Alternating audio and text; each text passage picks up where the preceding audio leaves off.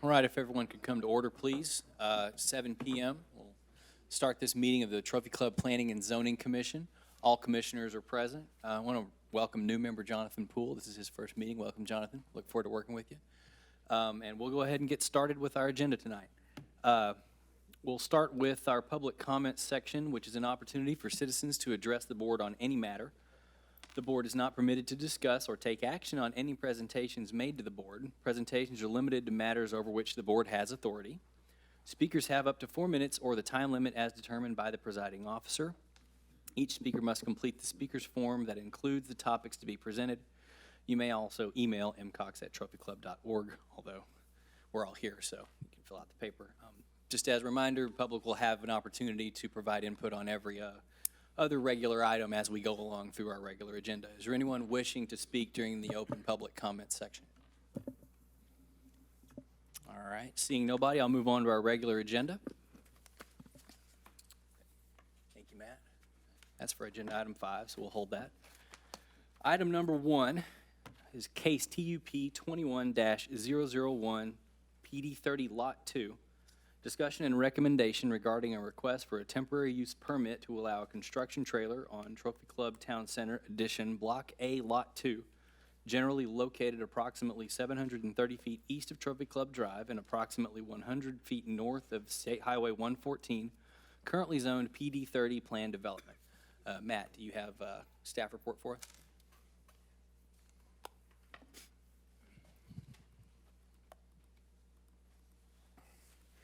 All right, good evening. This is just a simple construction trailer that they're wanting to add there on Lot 2. They've got where they're initially going to put it, and then once they pave that parking, then they will set it on the inside. And they're also showing their dumpsters and their fence.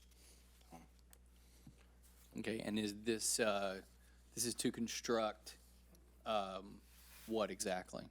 Just because I know someone's going to ask. Right now, they're just doing a shell. Okay. It's a shell building. Just shell building for future Yes. retail or office use? Yeah. Okay, gotcha. Thank you, Matt. Commissioners, any questions about this item? The floor is open for motions as well. Motion to approve. I will second. We have a motion from Commissioner Branham to approve the temporary use permit, a second from Commissioner Rowe. All those in favor, please raise your hand. All those opposed? There are none. Passes unanimously. We'll move on to item number 2, case SUP-21-006, Petpar. This is a public hearing item, which means we'll have a public hearing and an action item that will be dealt with separately. We'll start with the public hearing. When the public hearing opens, we'll allow for public comment, and then applicant comment, and then finally staff before we close the public hearing. It is 7:03. The public hearing is open. Is anyone from the public wishing to speak on item number 2 regarding the Petpar SUP? All right, doesn't look like we have anybody, so floor is yours, David. Thank you. This is a SUP that was previously approved for a different location at the eastern corner of the building that fronts 114 at the corner of Trophy Club Drive. That's actually going to be a chiropractic office. So the applicant for Petpar is requesting to move it to the location indicated on the screen, which would be at the hard corner. The overall operational plan and the business itself would not change from the SUP that was approved earlier this year. So you have in your packet and on the screen the business description, the operational description, the services that Petpar offers, essentially grooming and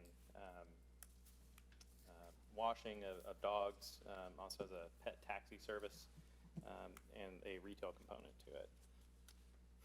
So that was the original location that was approved, and then the location that's being requested.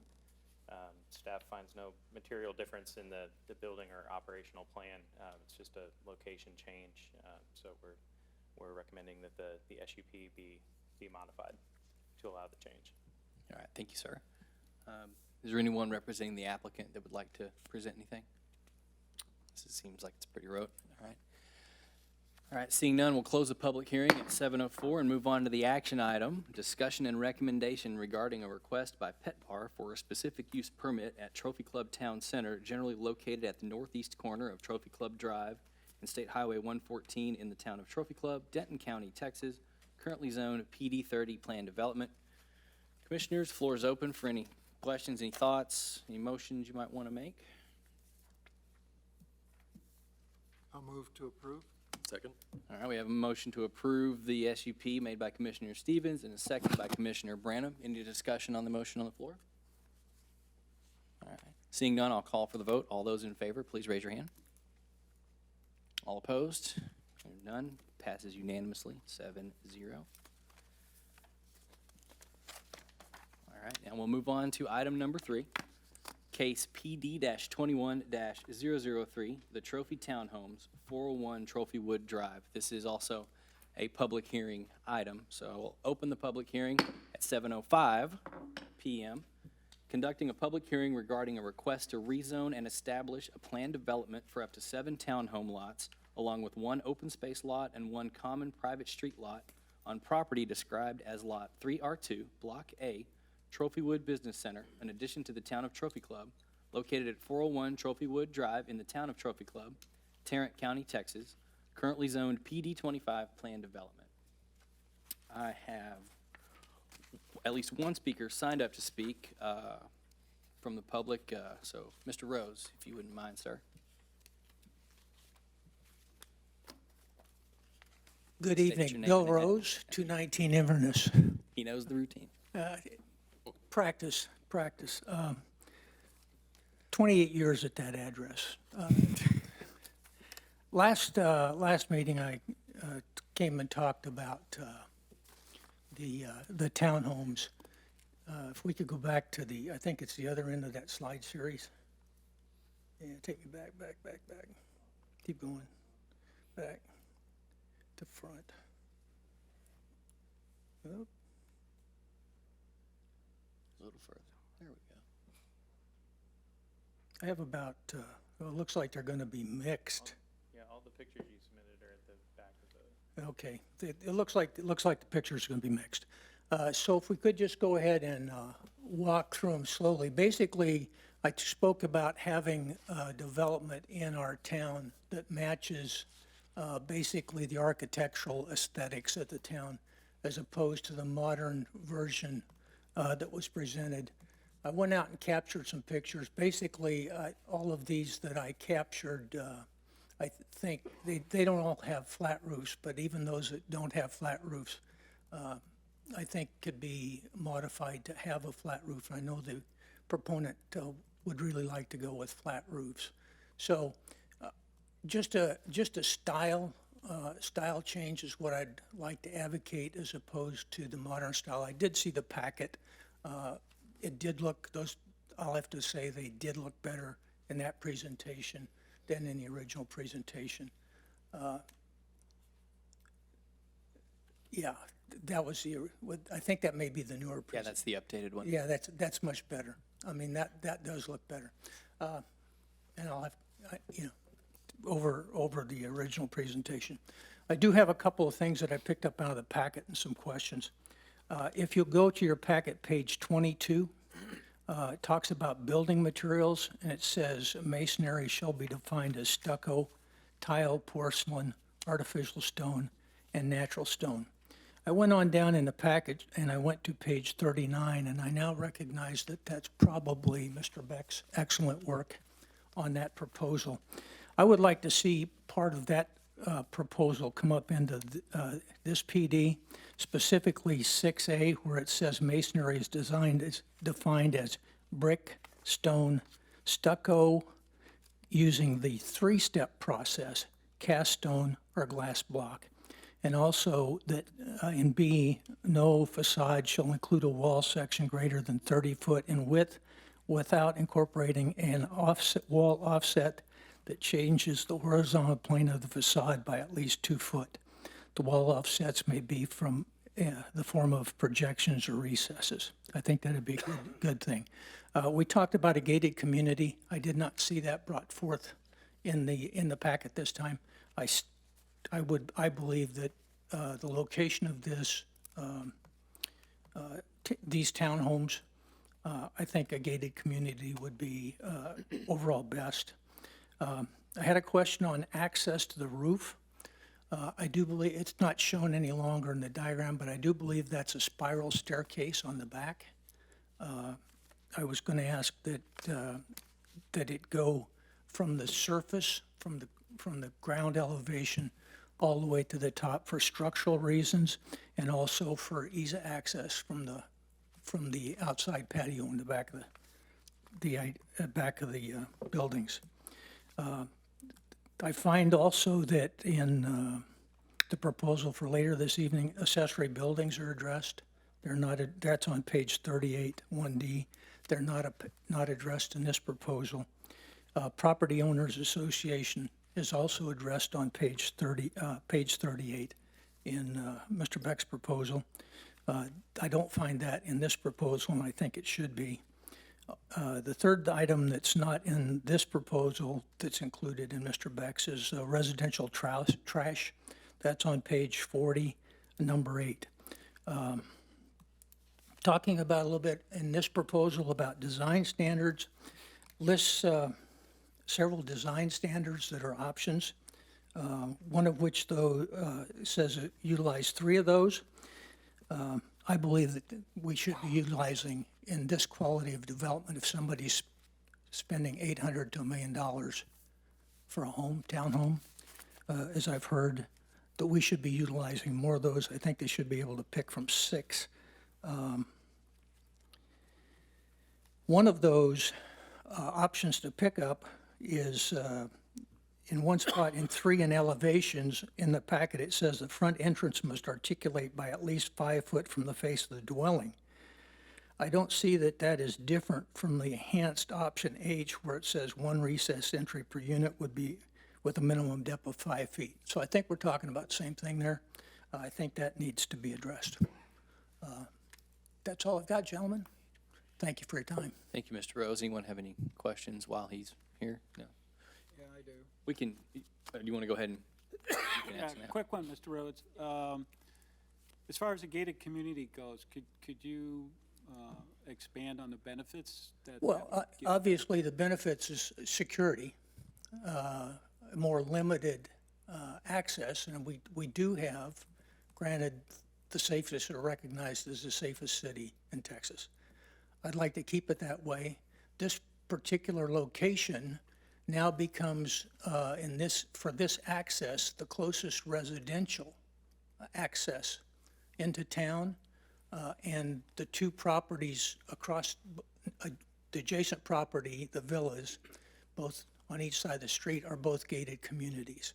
And so I think that as we migrate this particular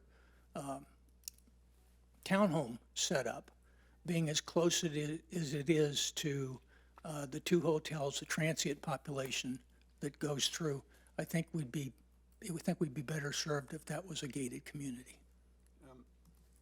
It's kind of like a follow-up. As far as traffic is concerned, how do you think a gated community would impact that? The traffic? Yeah. Well, for the residents, I don't think it would bother the residents. I mean, like Hogan's Glen, I don't think that would bother, the gated community bothers them at all. I think they'd rather enjoy it, as well as some of the others in the town. This is a small area that we're talking about. I don't think you're going to have a lot of traffic. My concern is more just the location and what would then be the ease of access for folks out walking and that type thing coming up from the hotel and the commercial areas. So just for security purposes. And I also think it does have some benefit as far as value. So, Thank you. thank you. Thanks. Anyone else from the public wishing to speak on this item? If so, you can come up whether or not you filled out a form. And I actually have a follow-up question, Mr. Chair. For Bill, oh, yeah. Yeah. Go ahead, Mr. Brown. Can you hang tight for just a quick second? I didn't speak up soon enough. I apologize. So, Mr. Rose, you don't really have to. You don't have to step up here, sir, if you don't like to. That's fine. And this could You have to be on the recording. Understood. So thank you very much for coming tonight. And I think you raised some interesting points related to the gated entrance. And this is something I don't know if you're familiar enough to speak with, or if it'd be the developer or possibly someone from the town. But if this had a gated access, normally there's a staging area for a vehicle. If you drive up to a gate, you have to wait for it to open and shut. I guess my question is, what would that do in terms of how would somebody accommodate that? And I think your point about traffic and flow of traffic, but thinking about even some of the other gated locations we have around the community, how might that be possible or not? I think, and here again, the developer's the one who would need to answer the question. Right. Because I can't speak for him. But when you look at the two villas, there's room for one vehicle. And so I don't think the developer would have to speak to it. I can't speak for him. But in my thought process, if it meant I had to move a side yard 4 foot or 5 foot, I'd do it. And actually, I thought the previous image that had the aerial on there, just for the sake of perspective, it showed there was some dash lines just adjacent to the property, right there. So is that reserved for any particular use? So you can kind of see the dash hash sorry, lines? the hashes, yes. Oh, I recognize those as the, what do we call that? Calming lanes is Traffic generally calming what we lane. call Okay. them. Yeah, Yeah. so that's just a part of the public right of way. Right. Okay, thank you. All right. Thank you, sir. If you could state your name and address, please. William Germany, 6 Jamie Court. And to respond to what you were asking about the traffic, we get a lot of traffic when we leave our gates open. We get a lot of people just drive just to see what's in there. You know, so I would prefer to have that a gated community as well.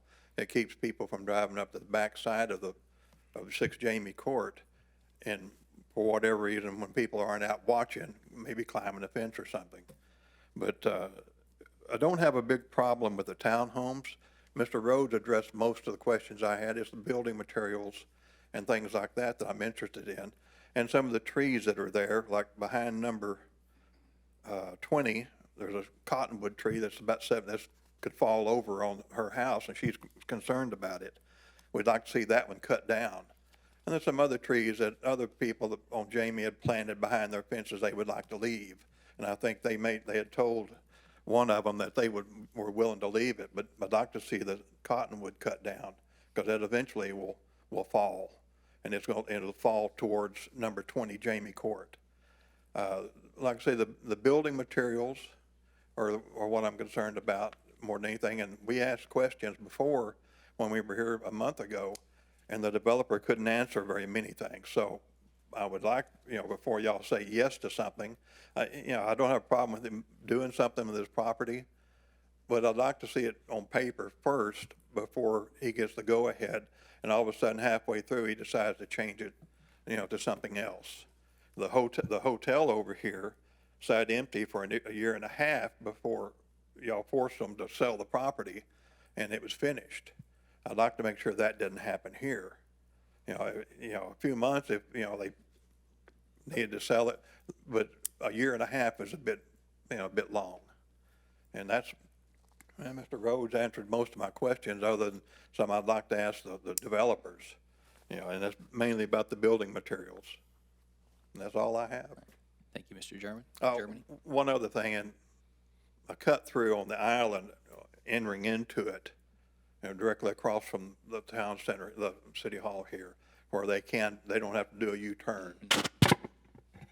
And outside of that, that's it. All right. Thank you, sir. Appreciate it. Anyone else wishing to speak on this item?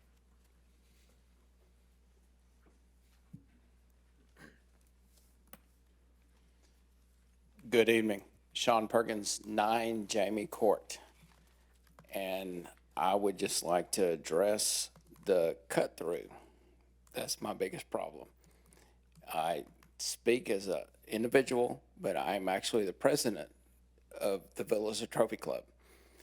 A cut-through is a very dangerous situation because there's a hill that comes across there. So I would like to know what the city council and the developer, which I don't see here tonight, plans on doing about that. He is present, so we'll hear from him shortly. But, yeah, Mr. Perkins, for sure, we will definitely be talking about the street access, and, Well, it came up last time, too. So Talking, I think we're all talking got about that it and question. doing something about it Yeah. is two different things. Yeah, well, we'll do what we can tonight to try and get as much clarity as we can, for sure. So we're gonna get some clarity tonight on that? As much as we can tonight. I mean, we don't make the final decision. And to also, because I can see where you're headed on this, because technically, because it's the public right-of-way, really, it's up to the town and not the developer. Absolutely. So part of what we need to sort through tonight is we're going to be looking at addressing the developer's request, and we can't require him to do something on public right-of-way, but we also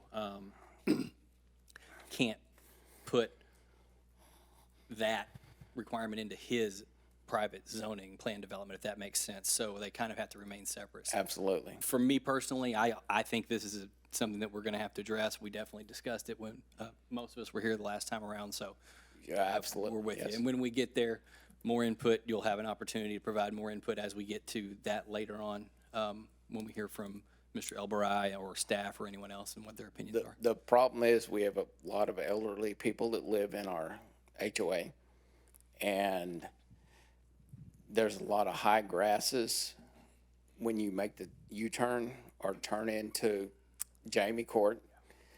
You can't see what's coming. So I very selfishly, I worry about the $6,000 that we spend a year on HOA on the grasses there, you know, in the front of our turnaround. Or people are just gonna freak out and just run through it, and we're just gonna be responsible for that, or it's just it's a problem. Yeah, It's a problem for our residents, and it's gonna be a problem for the restaurant and everything else. Now we're adding something additional to that, so it's very concerning to all of our elderly residents that live there. So, and I see that they've already started the clearing of the property before the second meeting, which is very concerning to me. Well, we'll say they're free to clear their property within the whatever they're allowed to, because it's private property. So Absolutely. I would encourage you, having been through a lot of these over the years, I would encourage you not to read anything into that. Mr. Rose, do you have a comment to add to that? Yes, I do. The clearing that's going on in the property right now is the municipal utility district is adding a 16-inch water line that's gonna come through that area.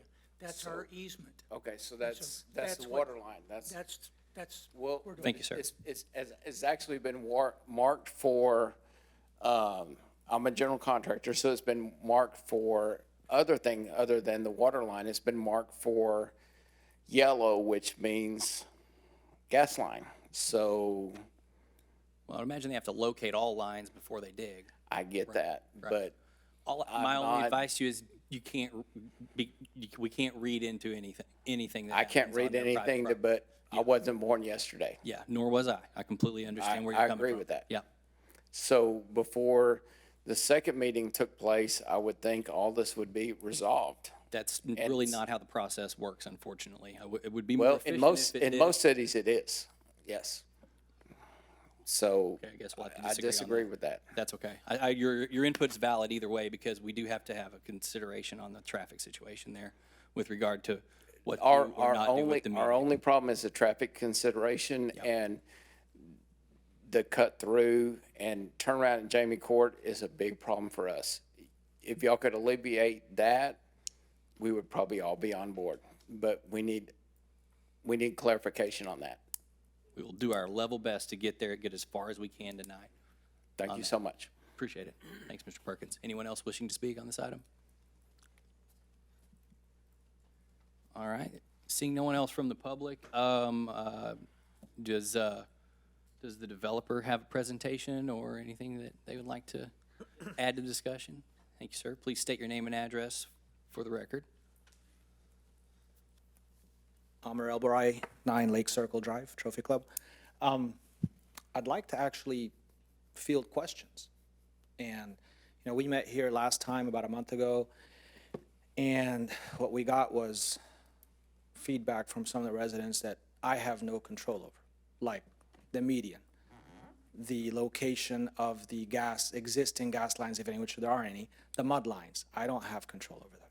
So the trees, there's trees that have to be cleared to put a street in. Again, nobody here in Trophy Club lives in a house where there was never trees in their land. Everybody that has a home had trees on it somewhere where it got cleared. So it's not fair for us to sit here and say, well, you can't clear trees now, but I get to enjoy my home. So as far as the building materials, we build contemporary homes. That's all we do. My business plan, my business model does not include building traditional structures that look like every other house that was built 25 or 30 years ago. We build modern. So what we did was change the color schemes, change the textures to use more stone-like products, more natural stones rather than artificial, and to darken the colors a bit so it blends a little bit more. Without this, what we have is the villas, a piece of grass, and the Hampton Inn. And the Hampton Inn and HG Supply do not coincide with anything else as far as residential is concerned. So I think it's a little bit difficult for me to, comprehend the rationale behind asking me to build something that looks exactly like everything else that's in the neighborhood when we have, within the same eyesight, HG Supply with the red metal awnings and the Hampton Inn with a white and green scheme. So I'm going to do my best to mix colors and make it look a little bit more, less modern, but less cold color scheme, but I'm not going to change it to a traditional style because now you're asking me to change my business style and my business model, and we're not going to do that. As far as material selections, our price point on these homes is starting at $800,000. We cannot put inexpensive materials on these homes, inside or outside. We just can't. So I don't have incentive to promise one thing and change it and put siding on these homes. And I can't sell them for the price point that I'm asking. I'm trying to remember all the questions. As far as the private gate, there is no room. If we put a private gate, it's going to stack up on trophy wood in both ways.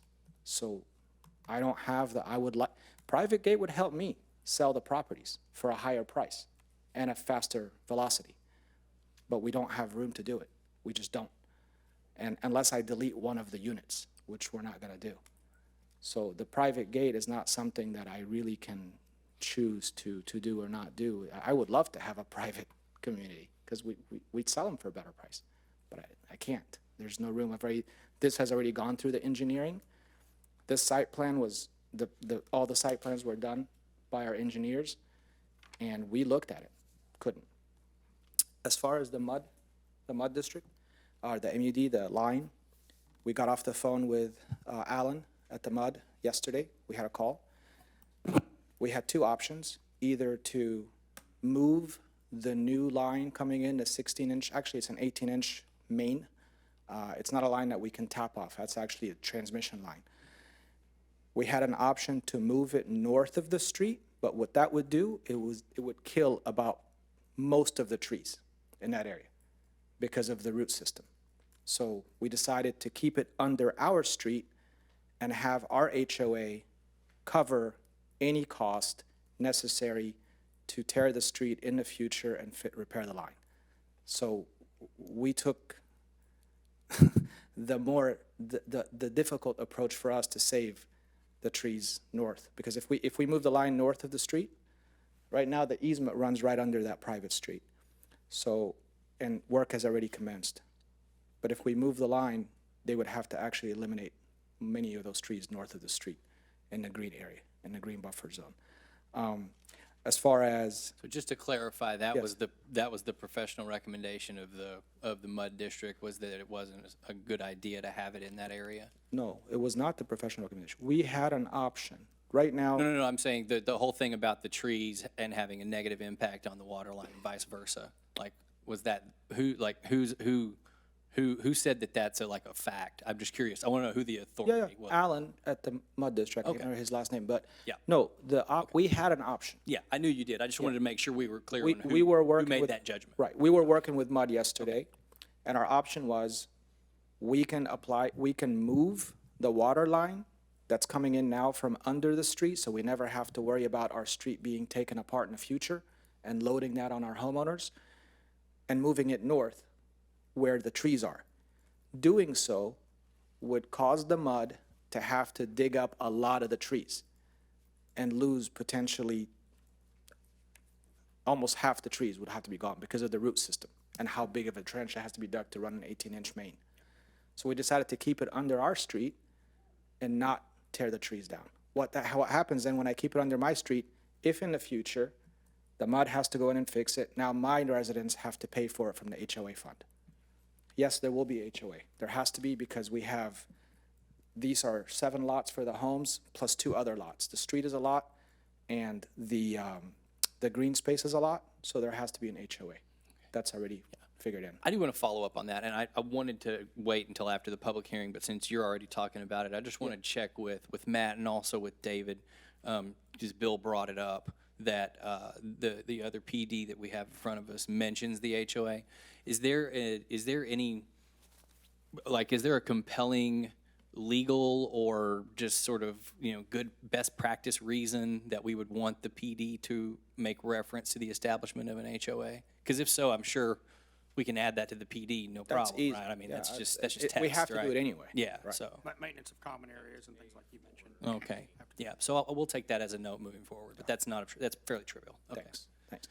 I don't remember all the other questions off the top of my head, but I would love to, if someone has notes, or if Mr. Rose wants to ask any questions, if anybody wants to ask questions, I want to answer them, because where we are today, we've already been delayed, and I understand that the first delay was very fair. There was a lot of unaddressed things, which I feel like I've addressed.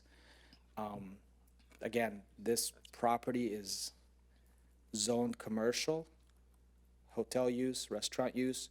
We're not looking at any of that. We're trying to add townhomes. I'm putting the townhomes away from the houses. As far as the parapet walls, there was one question that came up, which I'd like to, I don't know if I have, let's see. There we go. Okay, so looking at this, what we're doing is we're putting the HVAC, all the mechanical on the rooftop, and we actually calculated the line of sight. So what we're doing is we put the mechanical on the rooftop 20 feet away from the edge or from the front edge of the homes.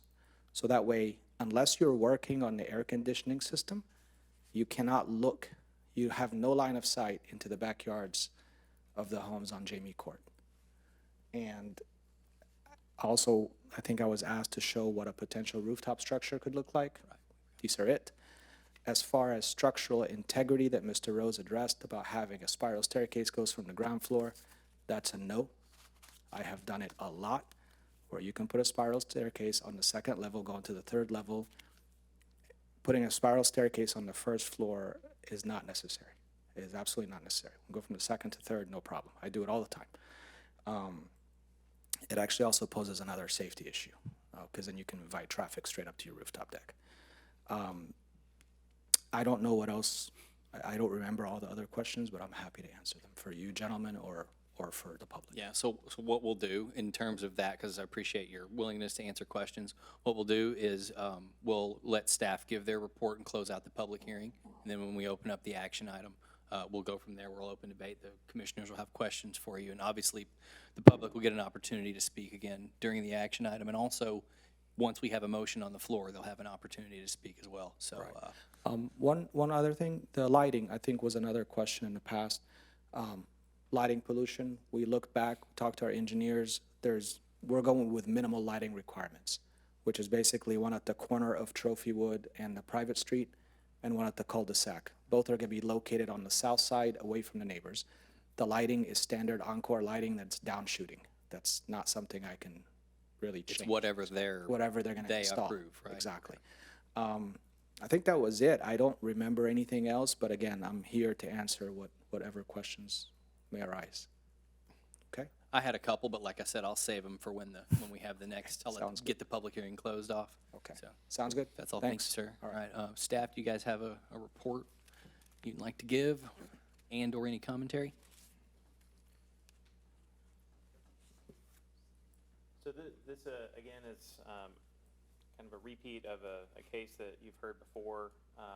Put the dimensional standards up there. The one change was to go from 3 stories to 2 stories. I believe everything else is proposed as the same as before. Most of the improvements are, again, to the facade and the aesthetics and design of the homes. This is the list of features that the home builder will be required to supply at least 3 of these architectural enhancements from this list. There is a requirement for, or one of these items is the 2 types of masonry materials, as was mentioned before: stucco, tile, porcelain, artificial stone, and natural stone. There isn't a mention of the 3-step process with the stucco. That's how the town defines stucco. And one thing that's in the PD is that any standard that's not specified would default to a town standard. So that would have to be true stucco using the 3-step process. These elevations you've kind of been seeing as the discussion has gone on. We'll point out the light fixtures that were alluded to. Regarding the HOA, it is mentioned in the PD that an HOA would have to be established. That wording could potentially be improved to explicitly state that an HOA has to be established to maintain all common areas, because I think it refers to retaining walls. Okay. So that may be one potential improvement to the language, but as has been stated, because there are common lots, an HOA would have to be created to maintain those. As far as the median opening,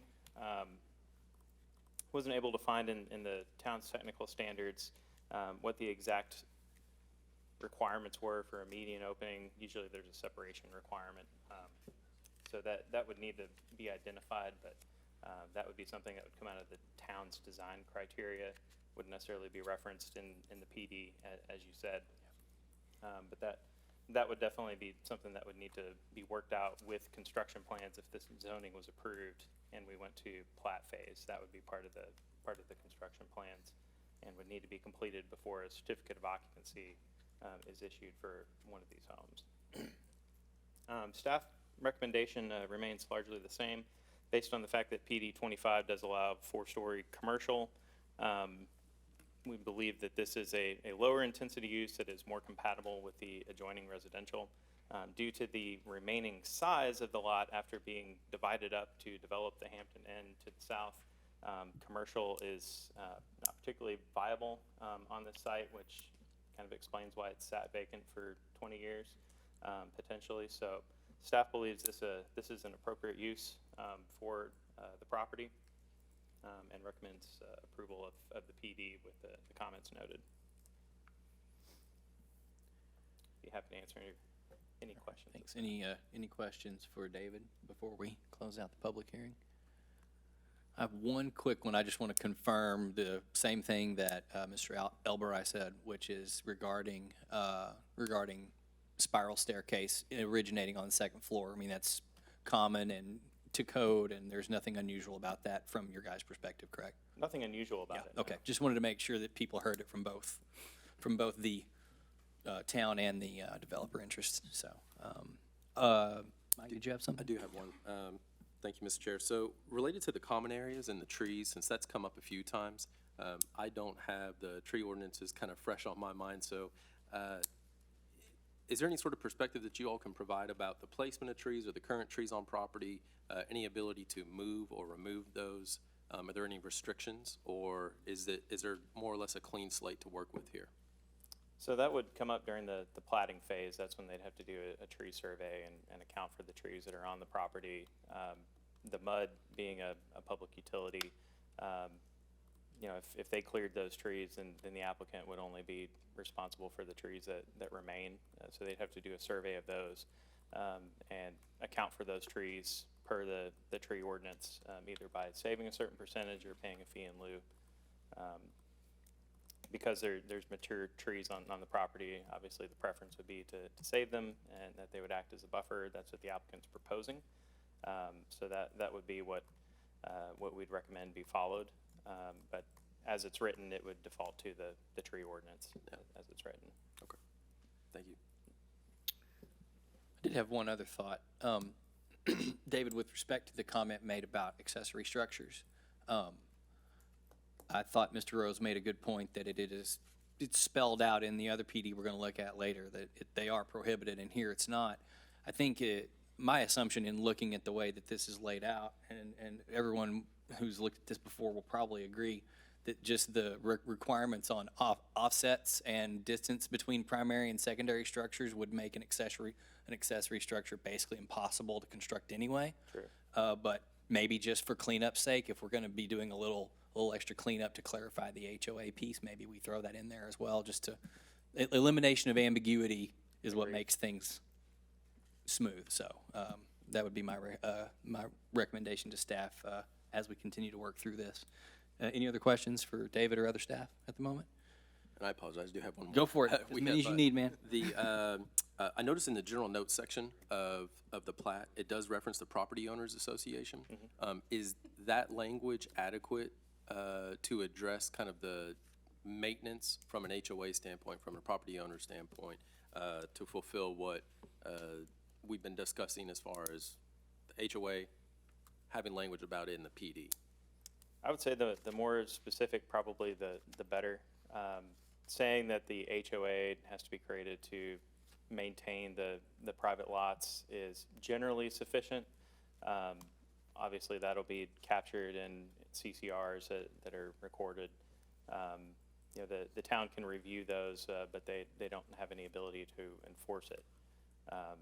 But general statement that says they have to maintain own and maintain all common lots is generally sufficient in these cases. So if it's in the general notes section on the plat versus actually in the, I guess I'll call the paper documents of the PD, if you will, as long as it's in one of those locations, it should be sufficient. Probably be best to have it in the PD that an HOA has to be created, and then that HOA has to be created before the plat is recorded. Okay, thank you. Appreciate it. I've got a question I think for you. We'll see. I'll try. This street's a cul-de-sac, and obviously has a turnaround because of that.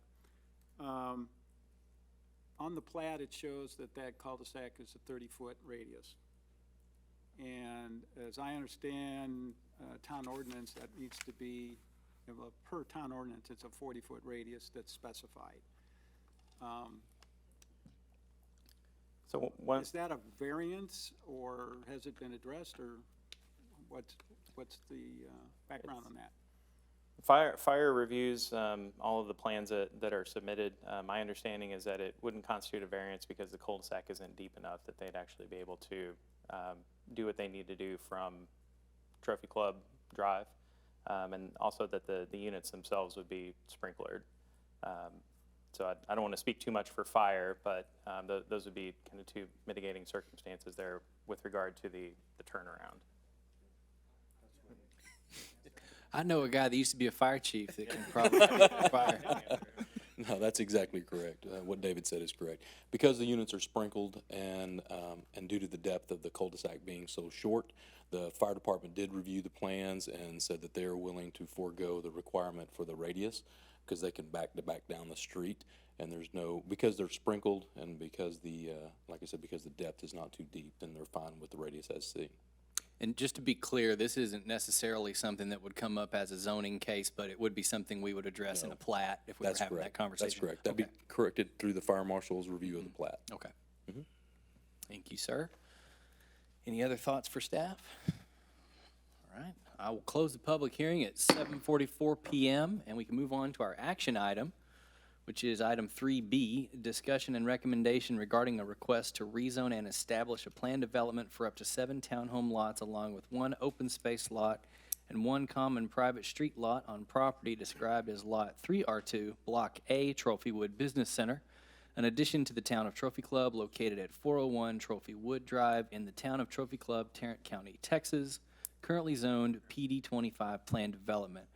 All right, Commissioners, the floor is open to motions. We can also inquire, discuss amongst ourselves, or ask questions of anyone who's presented to us tonight. I do want to start with one before I turn it over and start letting you guys flow. A lot of discussion has taken place tonight about building materials, and Mr. Elbry showed us in the rendering the difference between the previous proposal and the shift in sort of the color palette in response to the feedback that was given.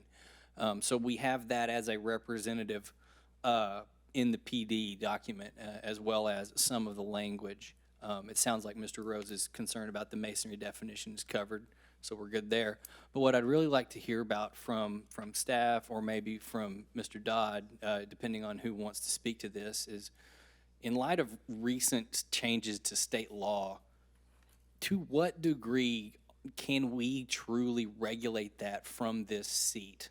The concerns are valid, obviously, and they're real and they mean something, but I want to make sure we're all very clear on where our what is our limitation of authority there, because I know things have changed in the last few years. I'll speak briefly to the change in law recently. You do still have some authority with the plan development. If it was straight zoning, you'd have absolutely zero. Okay. As long as it's in an accepted building code, they can be used. But you have some authority in a plan development. Gotcha. But the trend seems to be eroding that ability, I guess. That seems to be the way Austin's been going, but I just wanted to clarify because I know that gets talked about sometimes. So that answers my question on that. I think that from my perspective, and the commissioners may have additional comments, but from my perspective, the combination of the renderings and the descriptions put together should be sufficiently specific in that regard, regardless of how your opinion is on the aesthetics. Any other questions or thoughts, guys, for staff, for our developer? Just wanted to make a comment and then a question. My primary concern when we first discussed this was privacy to the residents of Jamie Court and the location of the HVAC equipment. This new proposed layout mitigates that. I appreciate that because now we've basically created a zone where the residents of the townhomes would really have no reason to be at the front of the units or at the drive up to the units to be able to, kind of see what's going on with Jamie Court. So I do appreciate the kind of the reorientation of the HVAC equipment. I did have one other question with regard to the backside of the townhomes. What is to those residents, is there some sort of visual barrier, not a retaining wall, but a privacy wall? Is there a privacy wall along the back? I'm not able to really make that out. On the backside, Facing where the the hotel. parking lot is? Yes. No, we don't. It's their fence. Okay. That Yeah, is, that's because the there fence is a that's there. small 2-foot retaining wall, small retaining wall. Okay. That, the parking lot of the Hampton Inn, has a retaining wall, and that retaining wall gets a little bit taller as you go further west. So the idea is to put their fences, their actual backyard fences, right on that wall. Okay. And that's it, that's the wall. There's nothing else. Just a question. Yeah. Thank you. I have a few questions, Mr. Chair. So we obviously heard from, and appreciate you all humoring me, transportation planning by trade is kind of some of my background. So the comments about the gate and the security and the ability to accommodate that or not, I was curious. So I know, and so I don't, how do you pronounce your last name? Elbry. Mr. Elbry, you described that you all had looked at, in terms of the layout, of the development, some different options, and it was limited. And this is kind of going along with also what I was referring to with kind of limitations regarding trees also on site. Where on kind of the north end of the property, I see there's 3 trees where the existing cutout is. Is there not like an angled, I guess, entrance, if you will, where if 1 or 2 trees were removed, if that was acceptable or seen as acceptable, where there'd be enough space to put potentially a gate in there? So I'm bringing this up because when we heard during the public hearing, the residents that live nearby brought this up. It seemed like something that was favorable in your opinion as well. What sort of solution could potentially be arrived at, if any? Well, first of all, it's best for the street to be perpendicular to Trophywood, not at an angle. And because now if you put it at an angle, then it starts creating problems with the median, it starts creating problems with right turns and left turns. That's one. If I put the street closer, if I turn it to an angle to the north, then I'm basically driving traffic almost in the backyard of the neighbors on Jamie. So my goal was to put the street as far away from Jamie as I possibly can while still being able to get the units in, my townhome units. So we didn't study whether an angle would work, but frankly speaking, Trophy Club is one of the safest towns in the country.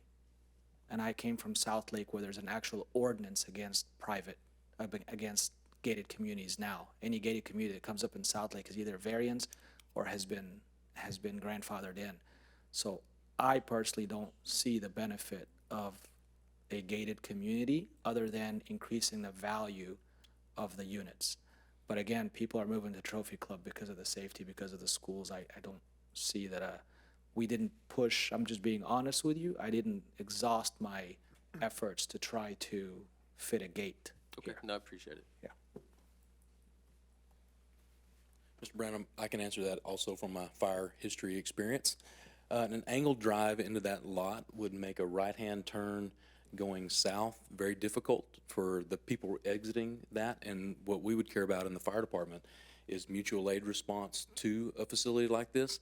If we do wind up being able to put in cut-through there for the median, with an angled entry, the fire trucks would have to drive all the way down to Trophy Club Drive and back up Indian Creek in order to make an entrance into there. They would not be able to make a left-hand turn off of Trophywood into the development if a cut-through is put in.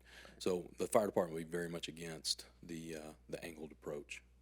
So I think, and I think this is just good because it's brought up during the public hearing. Sure. What are those options? Have they been explored? And I think safety, if we're talking about safety, and again, that's something that we take a lot of pride in here in Trophy Club. That's correct. I prefer to hash that out and see what kind of the perspective is on there, what the opportunities are not are. And obviously, the quicker we can get cars off of Trophywood Drive and into the development, the better off we are. Right. Right. To that end, I know the town probably doesn't have an ideal scenario already worked out in their mind, but can you speak to the general feeling relative to a median cut versus getting rid of the median versus leaving the median as it is? I've been thinking about that pretty exhaustively, honestly, and I'm going to need to get some engineering done and look at lines of sight, because the thing that worries about me is the hill. Right. And the further I go up towards Jamie Court, the hill kind of starts to flatten out a little bit. There's a little more hill there in between Jamie and that. So I'm worried that by putting in a cut through, we might have some sighting difficulties and not have enough time for traffic to slow down when they see somebody coming across the cut through. But it's something that we'll definitely look at, and if it's feasible, then we're definitely open to doing a cut through there. And it's better for our residents, and it's better for the residents that would be, if this is approved tonight, better for the residents of the development. I'll add to that this goes back probably 15 years, maybe not quite, but the stop sign there at Inverness was put in kind of that was a late ad. That wasn't always Right. there. That's right. At Inverness and Trophywood because of line of sight concerns there for the same reason for people turning out of some of the side streets there. So it obviously requires more study. Is there anything that you can tell us in regards to the concerns that the public has that has to come after this? Because obviously tonight what we need to do is address the zoning. We're addressing, the entitlement of what can be done on the land.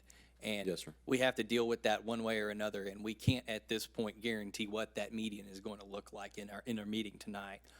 So can you kind of give some color to how that will play out? And Sure. who they address and who they should talk to as things do or do not move forward in a certain way? Most definitely address your concerns to me, Wade Carroll. It's wcarroll@trophyclub.org. Send those requests and any problems or things that you might see that we need to change in that meeting, send those to me. And Matt and myself will sit down and we'll look towards each of those and see what's available to us. Obviously, like I stated before, we're going to have some engineering done. We're going to have to make sure that the cut-through is actually viable and doesn't cause more safety issues than making people do the U-turn up top. But if it is viable, then it's something that we're willing to do, and we have monies budgeted for street and street repairs that we can levy towards this. Yeah, and I'll add, just for the folks that are listening or that might listen in the future, council has the ability to direct staff to say, go do whatever, but staff is going to have this engineered from a safety perspective, from the professional That's correct. standpoint of what the safety standards are and what all the variables are. So whatever truthfully comes from a safety-oriented study of what needs to happen with that street is going to be the ultimate result. And so we kind of have to wait and see. That's correct. We what have to that wait for the study engineering. says, That's right. correct. Honestly, staff doesn't like to be told how to make the town safer. Exactly. We think if that's the case, then we're not doing our job. We need to bring those safety concerns to council and to this committee as they arise. Yep. Wade, I've got a quick little question about engineering. Yes, sir. Is that like a traffic study? It would be similar to a traffic study, but it's going to be more around the line of sight.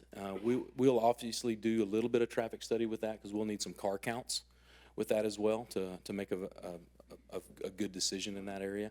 But it'll be mainly car counts, and then line of sight will be our biggest issues. Thanks. Yes, sir.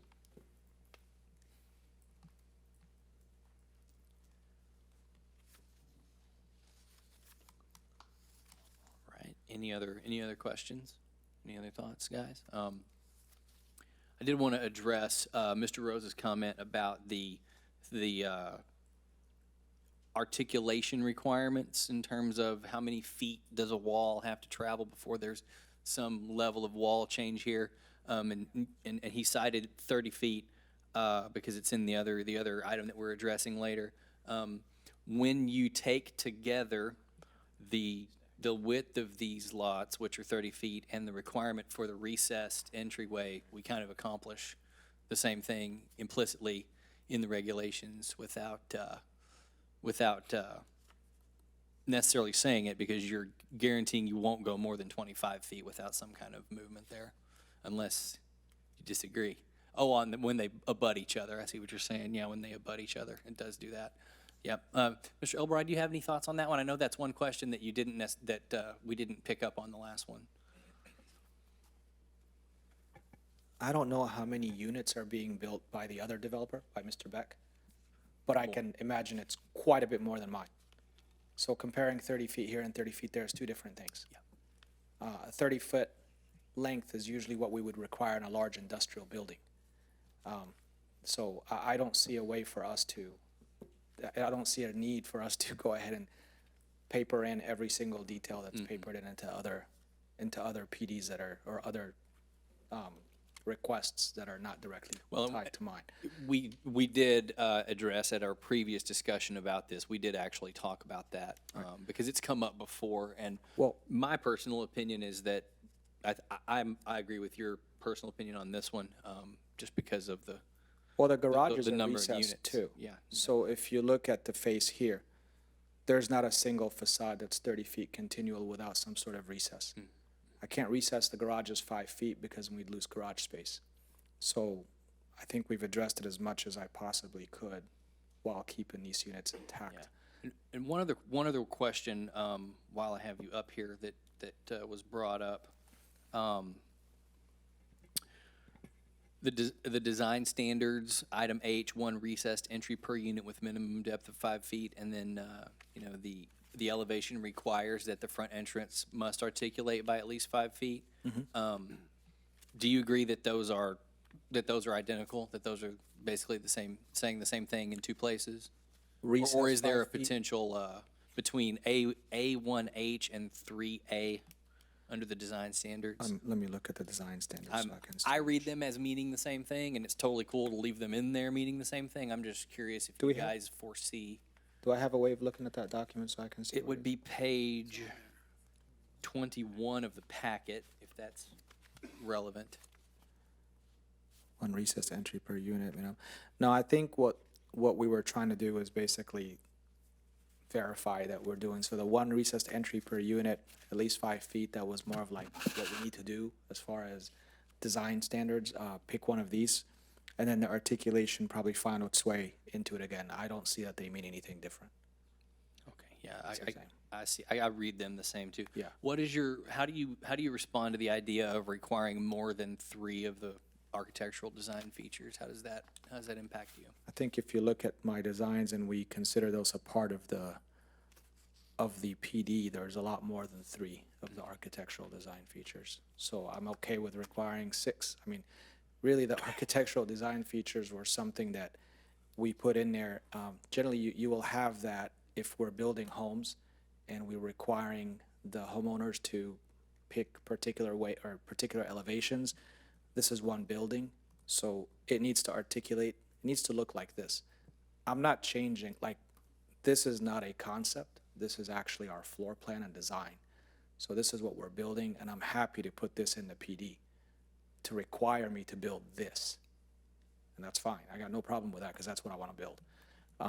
And I think this alone addresses it. We have 1, 2, 3 different materials as it is.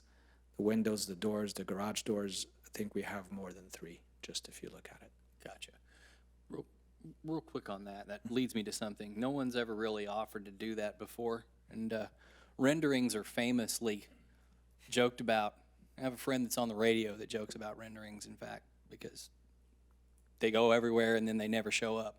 So to my question for staff or David is, I think what Mr. Elbarai is doing here is helping to eliminate a ton of ambiguity. What are our options in clarifying that statement that he just made about this particular design, and that this is what he intends to meet? Has that ever been something we've really explored before in terms of visual representation? And then how do you say that it will, reasonably or mostly match? I mean, how do we? That's my question. Right. Okay. For example, with renderings, you can commission an artist to just render this directly in a CAD or even Photoshop without even paying attention to the floor plans or the footprint. These are done within our architectural program. So we did these in-house. So these are actual floor plans that have been elevated to a rendering. Yeah. And from those floor plans, we can provide full construction drawings within a week. Yeah. So to your point, this isn't a concept rendering. This represents This is our something floor much plan. further down the Right, path. right. But because we Okay. use architectural software, these renderings are not necessarily photorealistic. That's the capacity of our software. But if I want to do like photorealistic renderings, as you can see, there's no sky here. So this is not a picture. This is actually an elevation of the floor plans that we're building, where the window locations and everything else. I think we're probably in a tough spot to try and codify that in writing in some way, but it certainly is useful for the discussion, and I appreciate that. Sure. That is all my notes. Anyone else have anything? I have another question in terms of a point of a clarification, and I could be misreading the materials. On page 15 of the packet, there's a reference to PD 25 shall not exceed 40 feet or 2 stories, but then in the table that's representative of the maximum building height on the same page, bottom hand corner, it says 2 stories is 42 feet. Is that intentional, that one's 40 and one's 42? And then, and follow on to that question, so 2-part, forgive me again. The structure that's built on top here, is that inclusive of, that's just for the structure itself? It doesn't include any additional height that we're referencing here for the 40 or 42 feet, correct? It's addressed in the PD. So 42 feet will be the maximum height, including the structure. Yeah, if you go to section 2 on page 21 of the packet, under height regulations, it includes rooftop patios as 42 feet. And it says the rooftop structure, any additional rooftop structure should not exceed X percentage of the total area of the rooftop and 10 feet in height above the rooftop floor, So it's 42 feet is what we're going with. included in here. Yes. Okay. Yeah. Because if we say we got a 12-foot plate or a 10-foot plate on both stories, let's say with 2-foot trusses in between, floor trusses, and you add floor trusses on top of it again to support the weight of the rooftop deck, you're at about 26 feet plus 10, that's 36 total. So I see no way of going over 42 feet with 2 stories, So it's 42 feet maximum. to the top of the rooftop structure, The top of that pergola that you see, 42 feet. that's the maximum height. We can't do any more.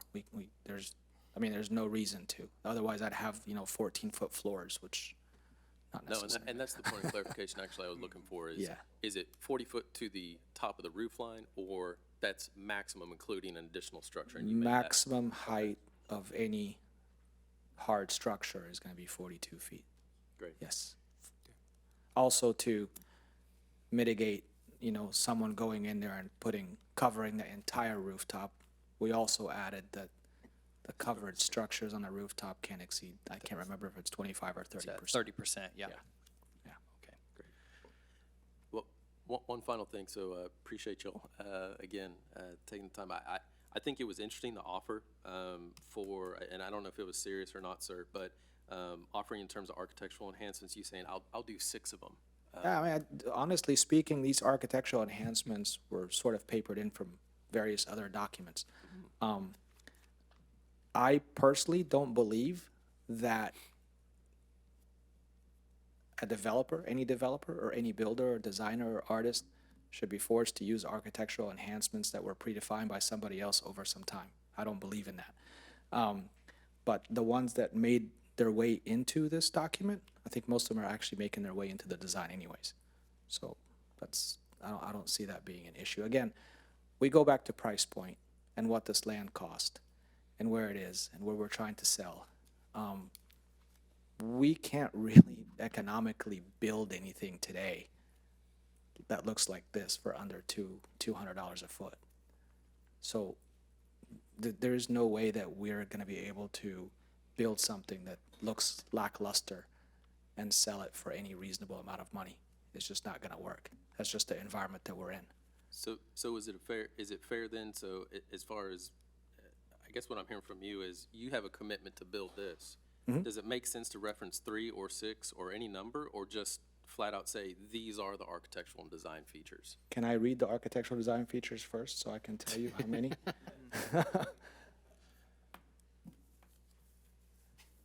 Salt finish or full draw away from the garage, 2-carriage sconce slide. Carriage sconce slide on the front, garage doors with windows, cast stone or masonry, 100%. 1 cover front porch, metal roof accents. Metal roof accents you can delete, because we're probably not, unless you want to count the flashing along the parapet wall as metal roof accents. 2 types of masonry materials, including 1 recessed entry. Yeah, you can include all of them. Take out metal roof access and put them all in there. That's fine. Because that's all there already. Right. You just look at the thing, and there's no house that we're going to build that doesn't have all these anyways. And the reason why I asked that is, obviously, you spent a lot of time and energy in, these are not concepts, these are actually the true design and intent for these structures. Yes. And if that's essentially what's laid out there and what the intent is to build, I think it just makes sense to make sure it's clear here in the PD as well. Well, and to also clarify, this is not my property. This land is owned by an individual. We are commissioned to build this for him. So I don't have latitude to turn around and build something else, because I'm already under contract to build this for a fee. So I can't contractually turn around and build something else. These are the plans that we're building. I have nothing further. Thank you very much. Okay. All right, thanks.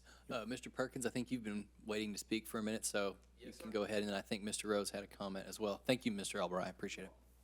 I would just want to clarify that the turnaround at Jamie Court is very dangerous at this point. We have very elderly ladies, to be nice, that almost get hit because of the hill that comes across.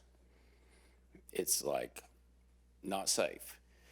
I hadn't heard any definitive answers on anything tonight, just like last time we were here.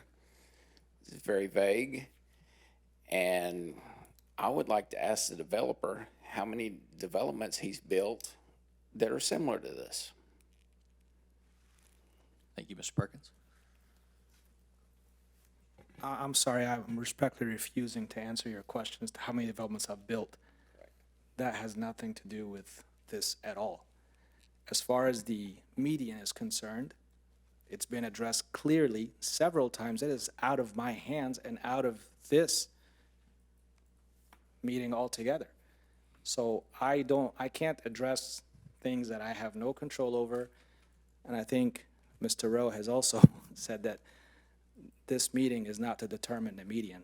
The fire marshal has, or the town manager has spoken, so I don't know what else I can do to alleviate your Can concerns. I retain my time? Yeah, So once again, I asked the developer how many developments he's built this size. We're talking 7 houses. That's not a big question. It's not a big deal. So by him referring to answer, draw your own conclusions. Now, I think this is gonna drop the value of my house, once again, 9 Jamie Court. And I think it's gonna drop the value of my neighbors' houses. And God forbid, it doesn't come to fruition. So hopefully it does, but turning around at Jamie Court is not viable. And, I mean, we spend $12,000 a year on landscaping up there. So when somebody runs over it, making a quick U-turn, is that my problem? Yeah, it is, as the president. And I'm not speaking as the president of the Village Trophy Club, not at all. Speaking as an individual resident and a property owner. I would just like a lot more definitive answers of what this is gonna be and what it's not gonna be. And so far, I'm very disappointed.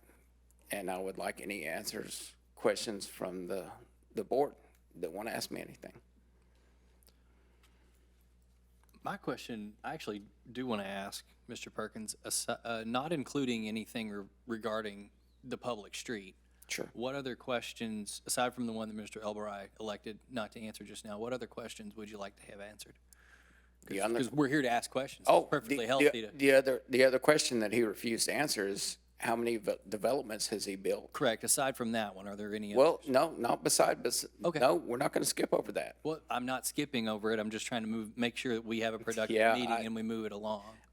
The council has kind of green-lighted this from the get-go before we even step foot. We're not the council Okay. to begin with, but that being said, again, I would just urge you to allow us to go through the process. We're all Absolutely. welcome to have an opinion on whether or not we think this is the proper use for the property.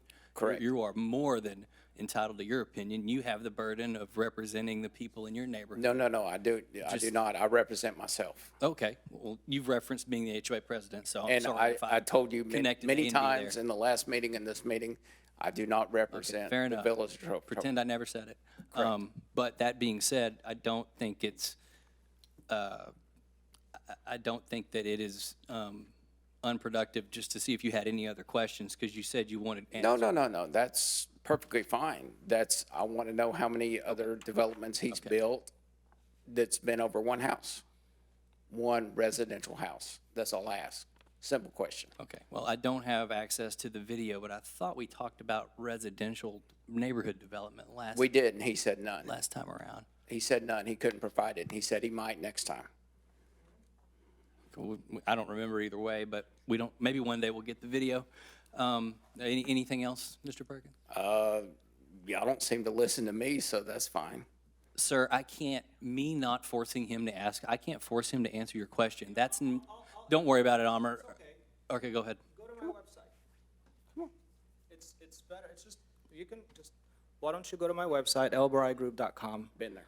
and you can get the answers. There's an eight unit subdivision. Not to mention, I mean, are we gonna talk about my resume so we can satisfy him? Maybe unfortunately from your perspective, but maybe not unfortunately from overall. Sometimes that is kind of what happens at these meetings. Okay. So the last single house I built was about the size of this entire building.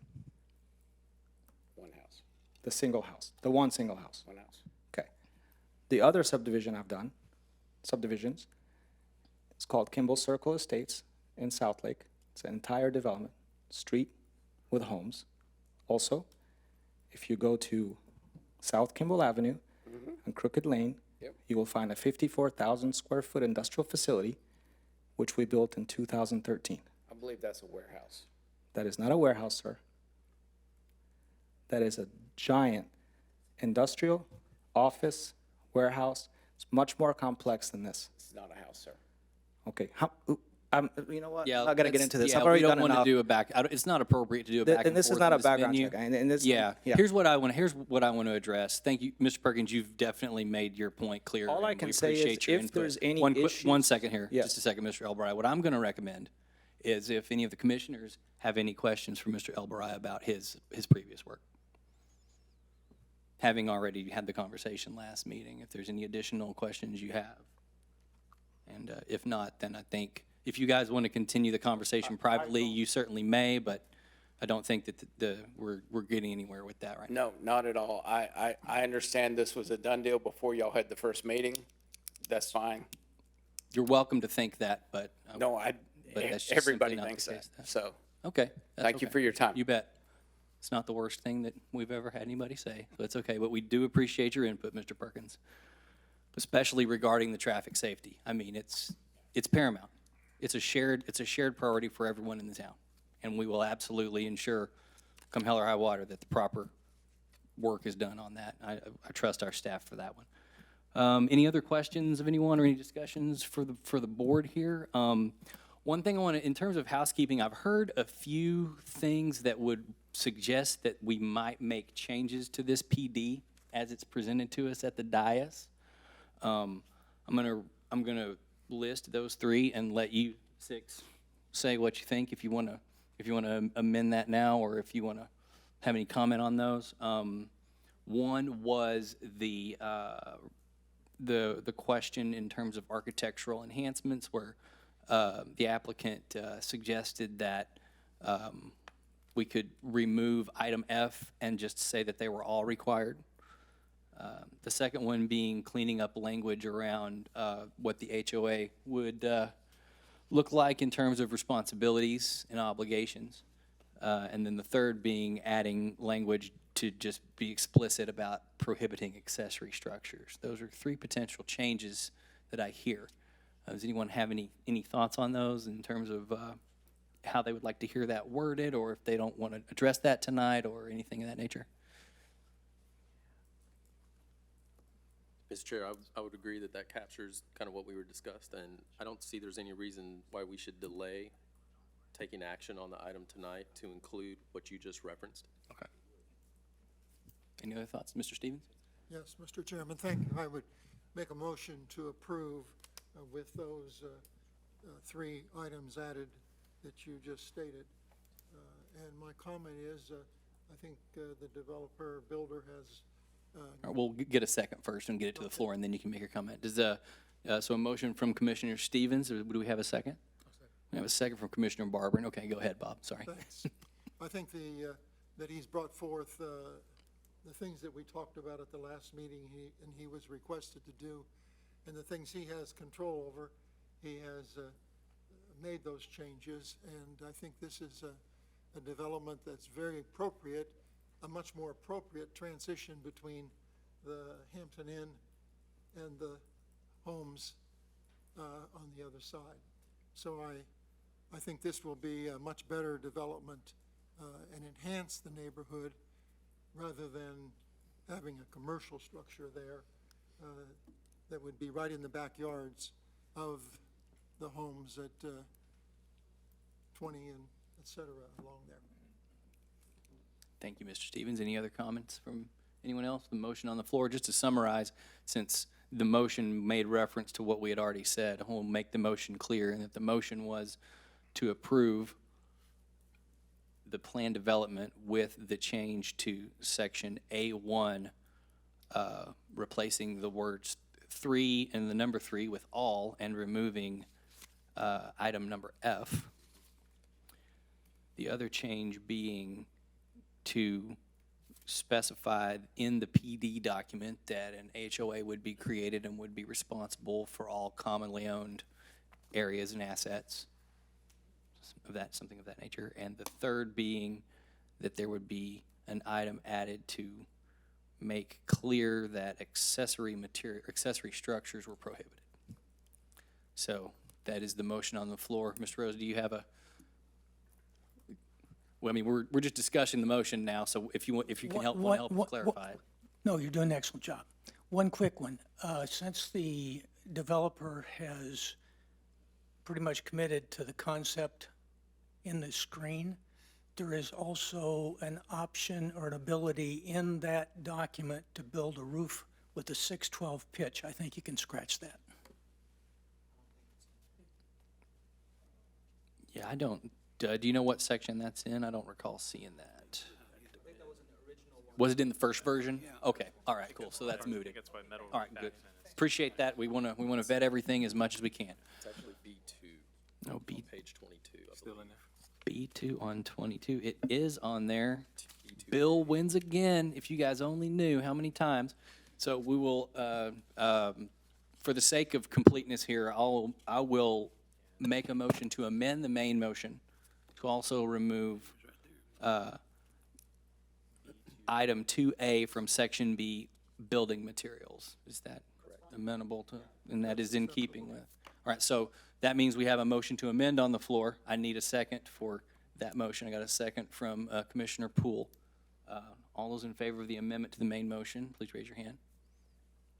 Any opposed? There are none.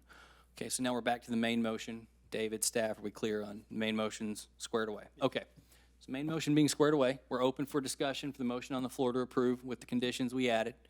If there's anyone that would wish to speak on this, you have an opportunity to do so because the motion is on the floor. I'll give my general opinion of just the development and the land use as a whole, because ultimately that's kind of what we're supposed to do here is evaluate that. I agree with what Bob said earlier in terms of the use being a good transition from residential to commercial. I understand, I sympathize with some folks' aesthetic preferences, but they ultimately are aesthetic preferences. I actually like this. I think it's cool and different, and you know, we've got this building right next to it. We've got Hampton Inn right next to it. So the concept of sameness in this context isn't as important to me as maybe it would be in others. But I certainly understand that that's important to a lot of people. The other thing that I think are good points for what we're seeing here is the overall maximum height of what can go here is going down pretty significantly with this zoning change, and that's a positive, I think. I think abutting residential like it does, I think we're in a better position moving forward. Excuse me, moving forward. Also, with discussion of where the water line easement is, our developer, and as a result, the future homeowners here are taking the harder approach to preserve more green space and more trees. So I mean, I think that's a positive. I mean, ideally it would all be under dirt and everything would just be easy peasy, but given the option, could have very easily taken the option to just forego the trees. There's no one making them have those trees there, but they're important to the neighbors and they're important to me. So I'm glad to hear that. So with all that said, I do support the motion on the floor. Is there any other discussion? Yeah.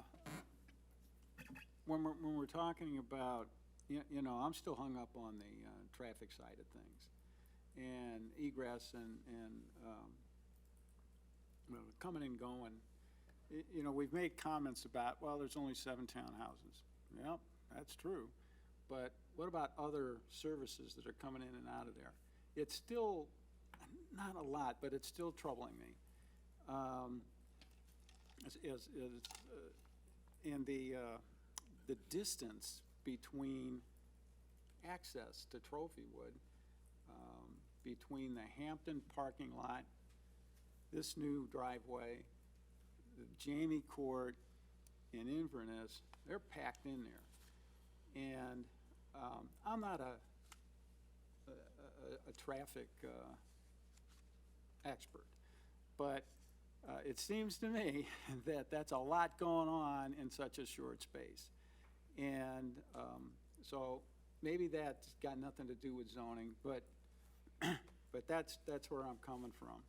The other thought I had was, and I agree, that the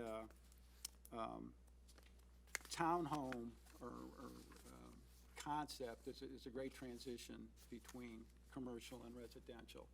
But there's other ways to make that transition as well. And the only thing that I've been thinking about is the fact that I've heard some talk about a a small community center for Trophy Club. And if we change that zoning to residential, that rules that out. I don't know as 100% fact that it's viable on that particular track. It's a really small, less than an acre. But I'm thinking that maybe a 30,000 square foot facility could go there with parking. And again, I'm no developer. I don't know how to lay that out, but I think that's an option that might be possible. And if we change that zoning, it's gone. Thank you, Mr. Jablonski. Anyone else with any comments on the motion on the floor? I just have a comment.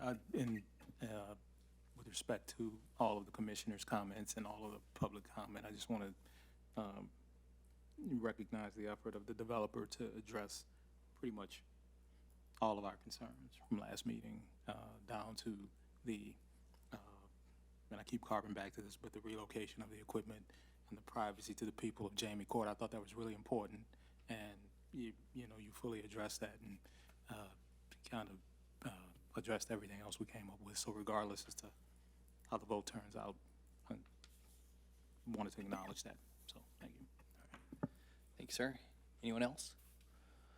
All right, hearing no further comment, I'll call for the vote. All those in favor of the motion on the floor to approve with the motion as amended with the conditions that we added to the PD as presented, please raise your hand. All opposed? So that's 6-1. We passed that, and it is approved. And now we will move on to item number 4, which is a preliminary plat pertaining to the same. Scroll forward here. Case PP-21-007, the Trophy Preliminary Plat, discussion and recommendation regarding a request for a preliminary plat consisting of 7 townhome lots along with 1 open space lot and 1 common private street lot on property described as Lot 3R2, Block A, Trophywood Business Center, in addition to the Town of Trophy Club, located at 401 Trophywood Drive in the Town of Trophy Club, Tarrant County, Texas, currently zoned PD 25 Plan Development. And staff, the floor is yours. Mr. Chairman, this plat corresponds to the zoning case that you just saw. So each of the 7 lots would be one of those townhomes that was indicated on the applicant's concept plan. The street would be in the Street A lot as shown, and the open space would be in the lot that runs to the north and the west. Staff has reviewed this plat in light of the proposed zoning, finds that it meets all the town's criteria, meets the zoning that's being proposed. Your recommendation tonight would go to council along with the zoning. If council were to approve the zoning, then the plat could be approved. If council were to deny the zoning, then the plat would have to be denied. So from that standpoint, assuming the zoning is approved, then we find that the plat is compatible and recommend approval. All right, thank you, David. Anyone wishing to speak on this item? All right, I'll make a motion to approve case PP-21-007, approving the preliminary plat for the subject property. Second. Okay, we have a motion by Commissioner Rowe, second by Commissioner Biggs. All those in favor, please raise your hand. All opposed? And we go 6-1. And I'm gonna give us a 5-minute recess before we move on to item 5. So we are, as of 8:29, at recess. It's 8:37 p.m. Was 8 minutes instead of 5. I think we did pretty good, everybody. So now we'll be moving on to item number 5 on our regular agenda. Case PD-21-004, Beck Townhomes. This is also a public hearing item, so we'll follow the same template that we did for the prior items that required a public hearing. Item A of item number 5 is to conduct a public hearing regarding a request to rezone and establish a planned development for up to 35 townhome lots along with open space lots on 2 tracts totaling approximately 4.9 acres located east of Bobcat Boulevard and north of Byron Nelson High School in the town of Trophy Club, Denton County, Texas, currently zoned MH, HUD Code Manufactured Home and Industrialized Housing District. I'll start with public comments. I have 2 speakers signed up for this item. Others are welcome as we move along if you wish to speak. We'll start with Christian Demuth. If you could come to. Okay, I'll start with Denise Tennyson, if you would approach the podium.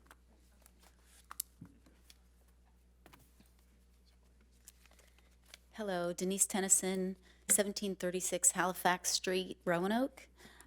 Recognize some of your faces, but some are new since the last time I was here. So is it possible to pull up just the picture of what we're looking at? Okay, so there we go.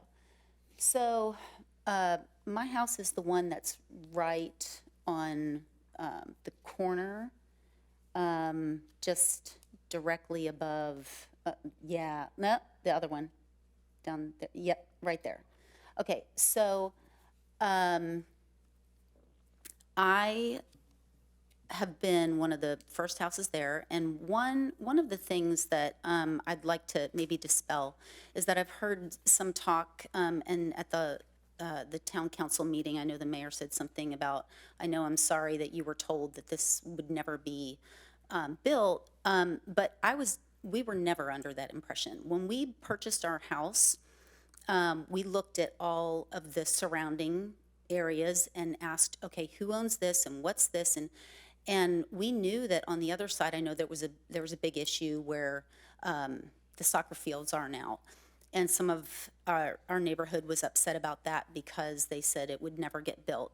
When we purchased our house, we said, okay, the city of Roanoke owns that. What will be built? Because the city's not going to purchase something for you just to have a green belt behind you.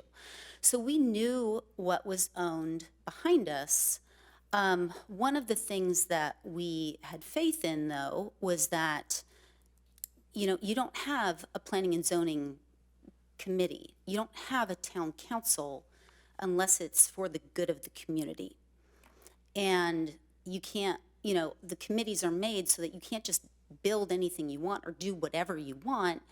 It is, there are certain things that are for the benefit of the community, and so we reside within those expectations. So we expected that we knew what was there. We thought, okay, this is what we see, and this is the land around us.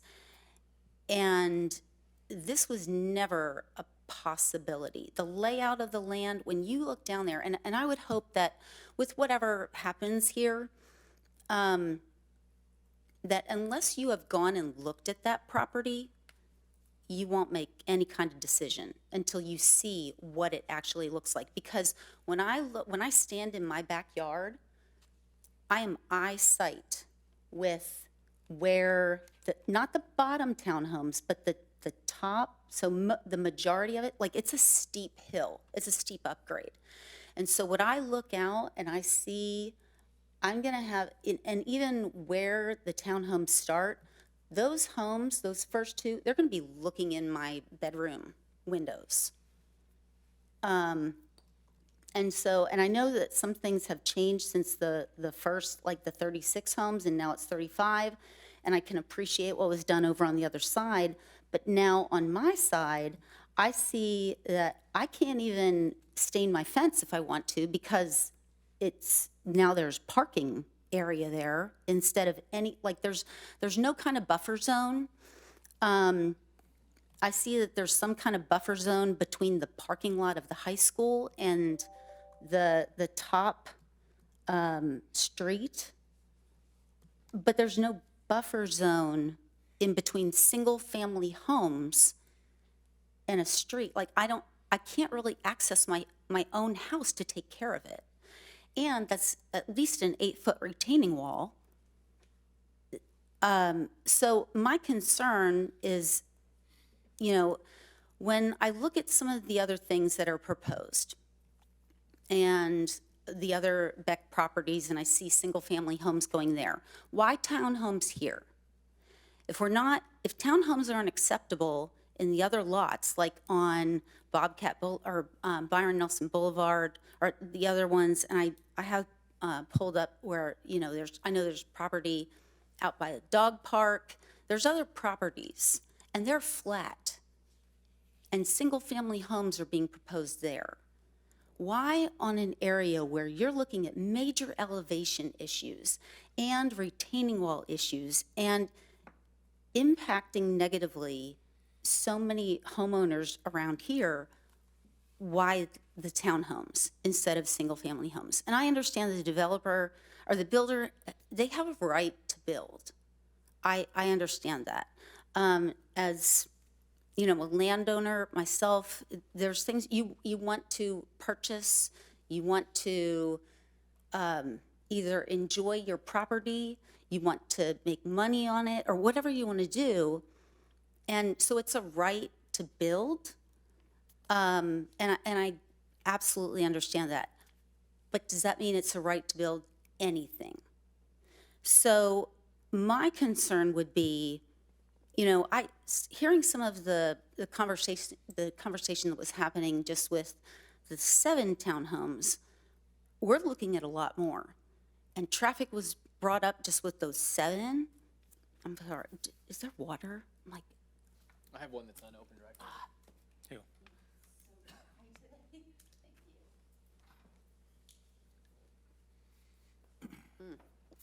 Thank you, I appreciate that.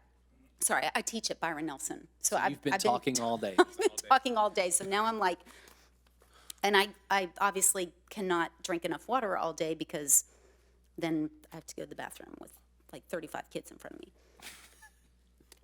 And I can't leave the room. Thank you, I appreciate it. Okay, so obviously I just have concerns with my own property to begin with and accessing it and what it's gonna do to the retaining wall. And drainage, which I know probably some of my neighbors will talk about as well. Some of the other things, when I talk at school to administration, to our SOR, Officer Watkins, to just staff in general, they're in and out all the time looking at that area. They're like, it's never gonna happen. It's an impossibility. Like, they won't even acknowledge that that's a possibility because they think it is so far-fetched and not possible because of the terrain of the land and what is there. So I encourage you to at least go out and look at the land before you make any consideration about this. So the other thing that is my concern, obviously you can see the entrance, and I know I brought this up at the town council meeting about it, but when you're coming and you want to make a right-hand turn, just going into there, you will not be able to see anything because where the water tower is, there's a big brick wall surrounding that entire area. So you will have to, there's no line of sight. It is a completely blocked there's no visibility there. And there have been a lot of things lately with all the construction happening with 114, and we've got a lot of people coming through, and we know that's just a temporary thing. However, the more we put people in this area, the more traffic. We're not going to get rid of the problem. And when you look at where the hub areas are for traffic coming in and out of Trophy Club, Byron Nelson is a major one. You've got people in and out all the time. The other area right there up at the top, that is one of 3 major exits, entrances and exits to Byron Nelson. It is the bus loop. Currently, where those cars are parked, there have been at least 6 buses parked there overnight because they don't have room for buses anymore. So you're looking at building homes right next to where buses are permanently parked. And kids are in and out. So that brings another issue. I happened to leave work early today to take my twins to a dentist appointment, and I happened to notice the exiting, which I don't really get to see because I'm over on the far end in the new part of the building. And what I saw as far as a mass exodus is scary.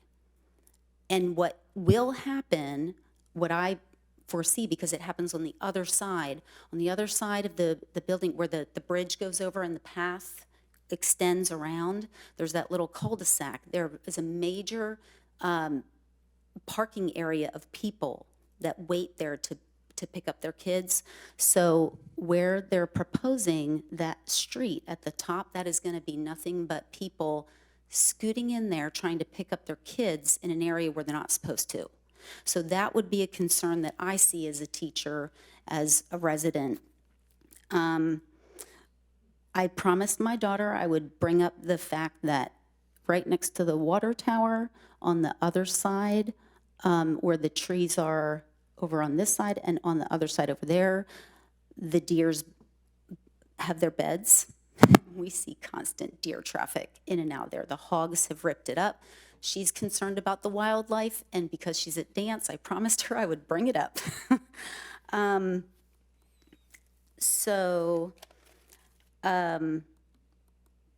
been to some meetings lately, and I've been hearing some really good things about considerations like I did tonight.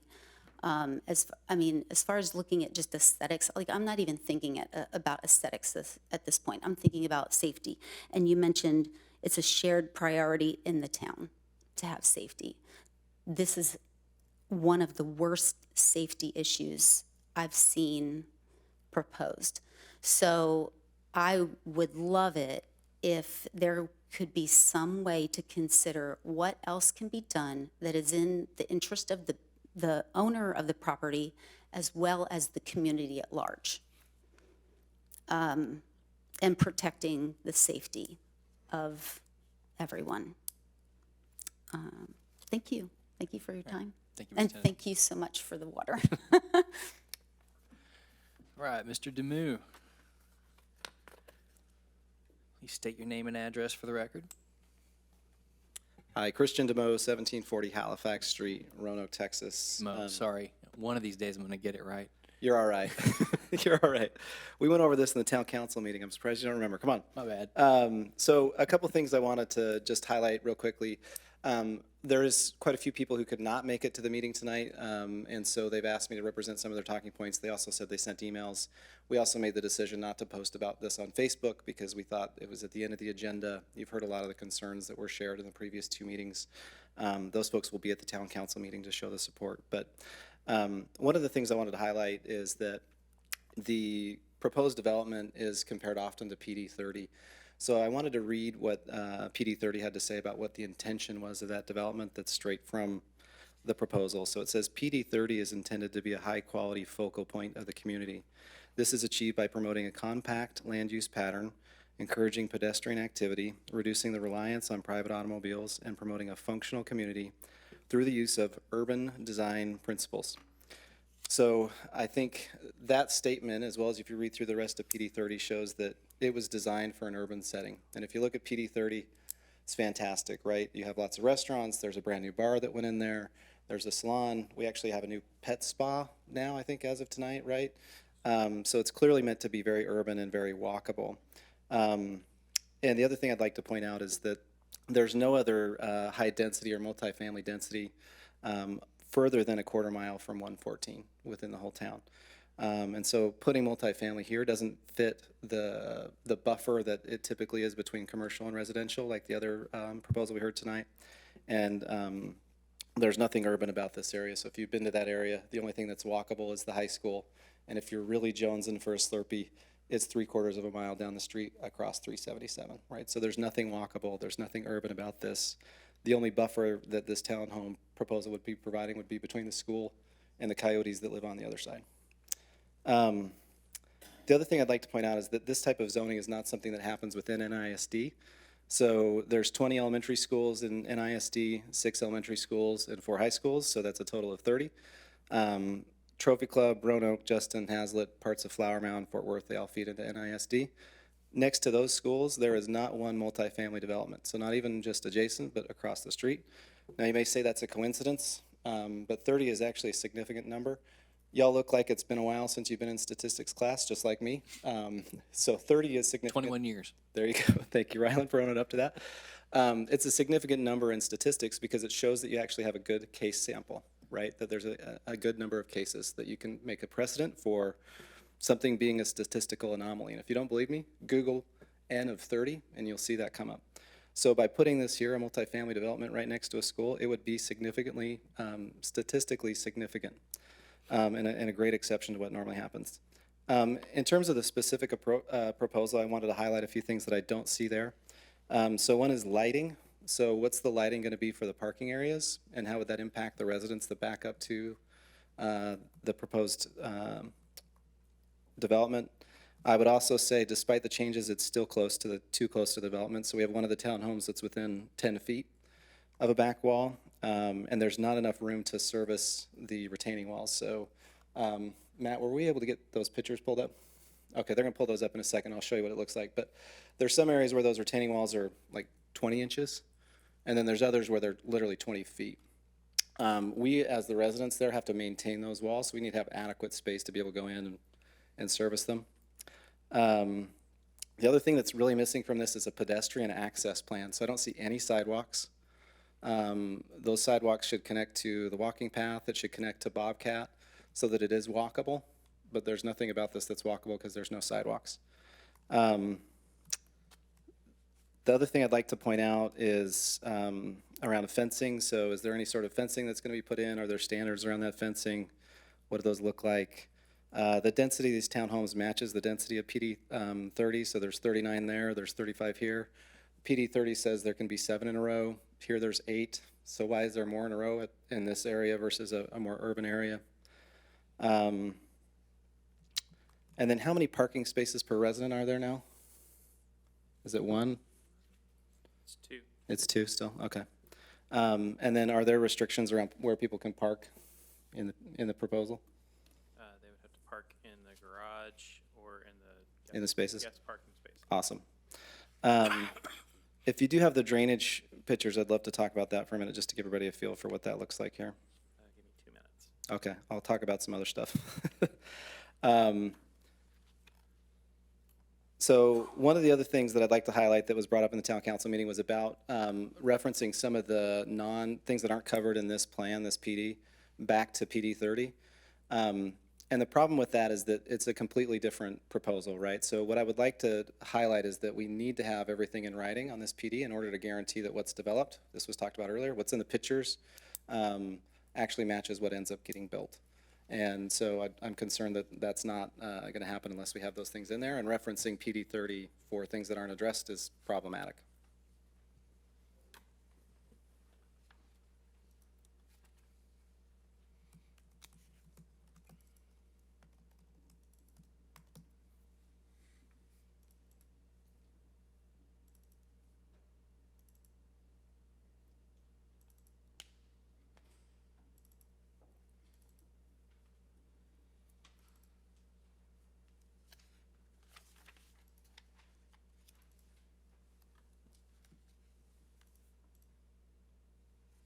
pressure when everybody's watching. He's clicking around pretty fast. Cool as a cucumber. He's doing good.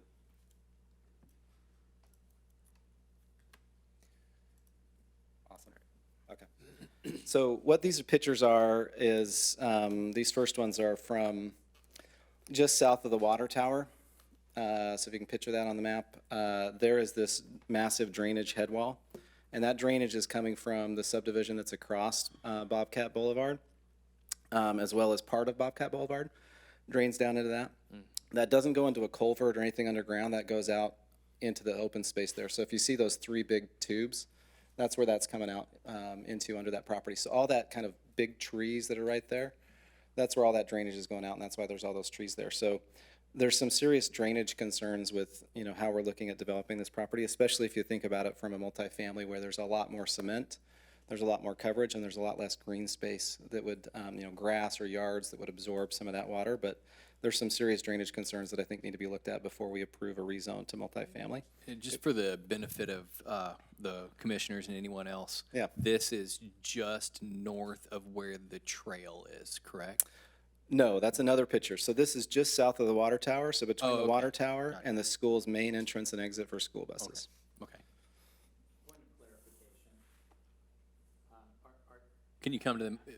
Sure, yeah, I'm all about clarity, so we can break from protocol a little bit to stay clear. So I just wanted to ask this question. Is the speaker intimating that the town of Trophy Club is inappropriately draining on private property currently? I just wanted to have that clarification. Oh, the town of Roanoke actually inappropriately draining on private property that's in the town of Trophy Club? Is that what you're intimating? All right, so just to be clear, all right, let's go ahead and establish a little bit of a level set here of how we want to run this meeting. If you want to clarify a fact, you can clarify a fact, but I don't want to get into something that sounds like a cross-examination. You'll have more than enough time to make your point when the public is done with their portion, so. Go Okay. ahead, Mr. DeMo. I'm just pointing out there's lots of drainage issues. This drainage runs up against the subdivision. If you want to go to some other pictures.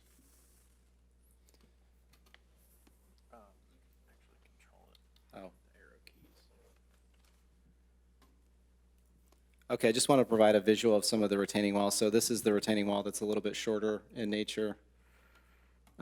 This is one that's a little bit larger. You see that white pipe on the left-hand side picture? That's some of the drainage that comes out from the subdivision onto the property. And then this big one with the cement is the drainage that is the main drainage for the whole subdivision. There's a road that's proposed over this. It's the easement. That's about 20 feet tall. And that's just a further close-up to that, what that main drainage looks like. And this is also the same area that Denise was referencing, that just to the left of that big drainage is where that road would swing around, and she was worried that it was a bit of a blind spot for folks. And I think that's it. The only other thing I wanted to point out was just that I had some questions around the lot lines. So it seemed like they went to the middle of the road. So does that mean the individual owners of the unit are responsible to maintain the road? Or is that the HOA? My understanding is normally those lot lines end at the townhome and don't extend into the road. So I'd like to understand kind of what that would be like. Yeah, I believe it was clarified at one of the previous meetings that the property line actually goes to the middle of the street, which is a private street anyway. Okay. That's correct, right? We're all clear on that, okay. Okay. Thank you for your time, gentlemen. Appreciate it. Thank you, Mr. DeMo. Are there any other members of the public that wish to speak? Yes, sir, please come forward. Either you guys can decide who, just state your name and address for the record, please.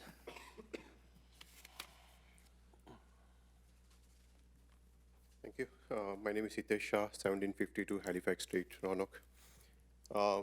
Just curious, because this plan was earlier rejected by the P&Z, later went down to the council. From what I recollect, one of the recommendations that the council had was to reduce the number of townhomes to 29. And I think the person who made the recommendation from council, I see is here. Is that correct? Was that the recommendation from council to reduce it to 29? I was at the meeting, and I don't recall exactly the number, but I do remember that was part of the feedback, but Right. the applicant isn't obliged to necessarily follow each piece of feedback that the council gives them, so. Okay, yeah, just Just trying to to understand, clarify, you know, yeah. okay, so All right, so because the plan is pretty much the same that was presented in the earlier P&Z meeting, except for, some changes, this portion of the plan has been moved out from the retaining wall. I don't understand, what has changed. All the other underlying concerns remain the same.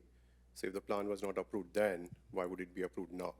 And if it's approved now, then the question is, why wasn't it approved earlier? Anyway, so most of you know all the concerns. You would have sure seen a lot of emails coming through. A lot of people are going to be here and probably in the town council meeting to speak about the concerns. I stay in one of the houses, right, the third house from the bottom that you see in the picture. My primary concern is the road that's going to be built so close to my house. Yeah, that one. And just outside my backyard, there is a proposed parking lot that's going to be built. Again, if there is some damage to the retaining wall, who is going to be responsible for it?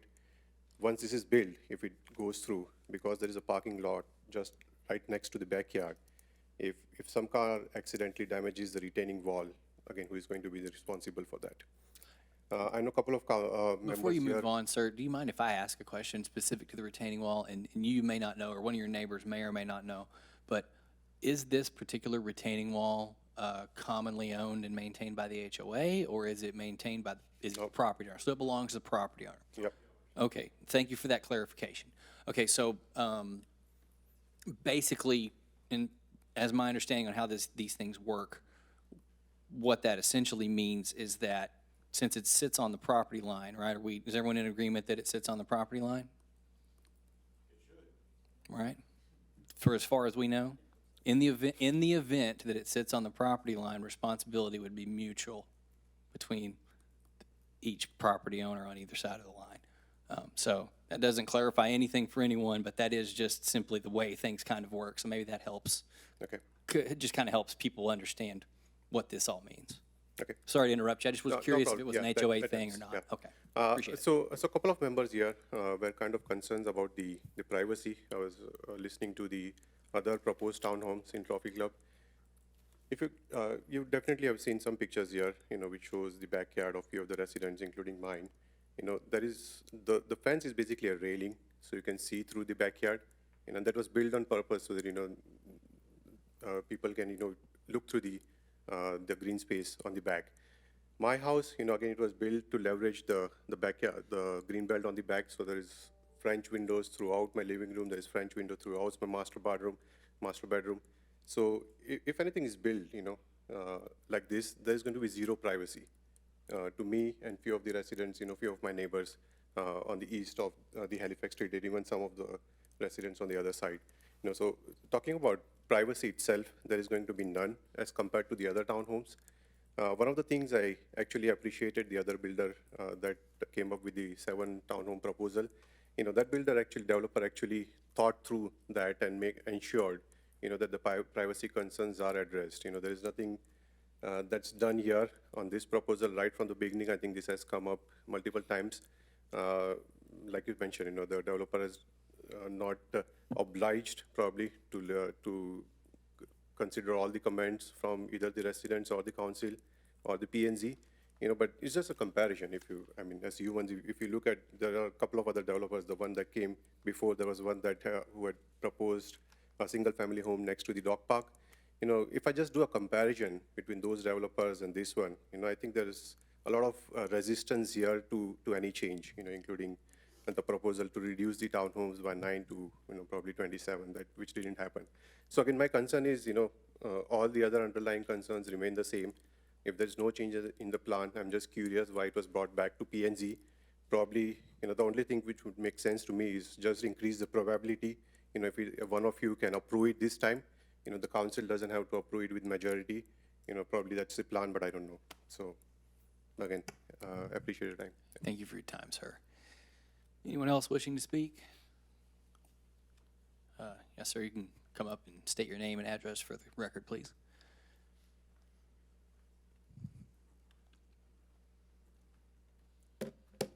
Thanks, guys. Yeah, guys. Nathan Alexander, 2822 Annandale and Trophy Club.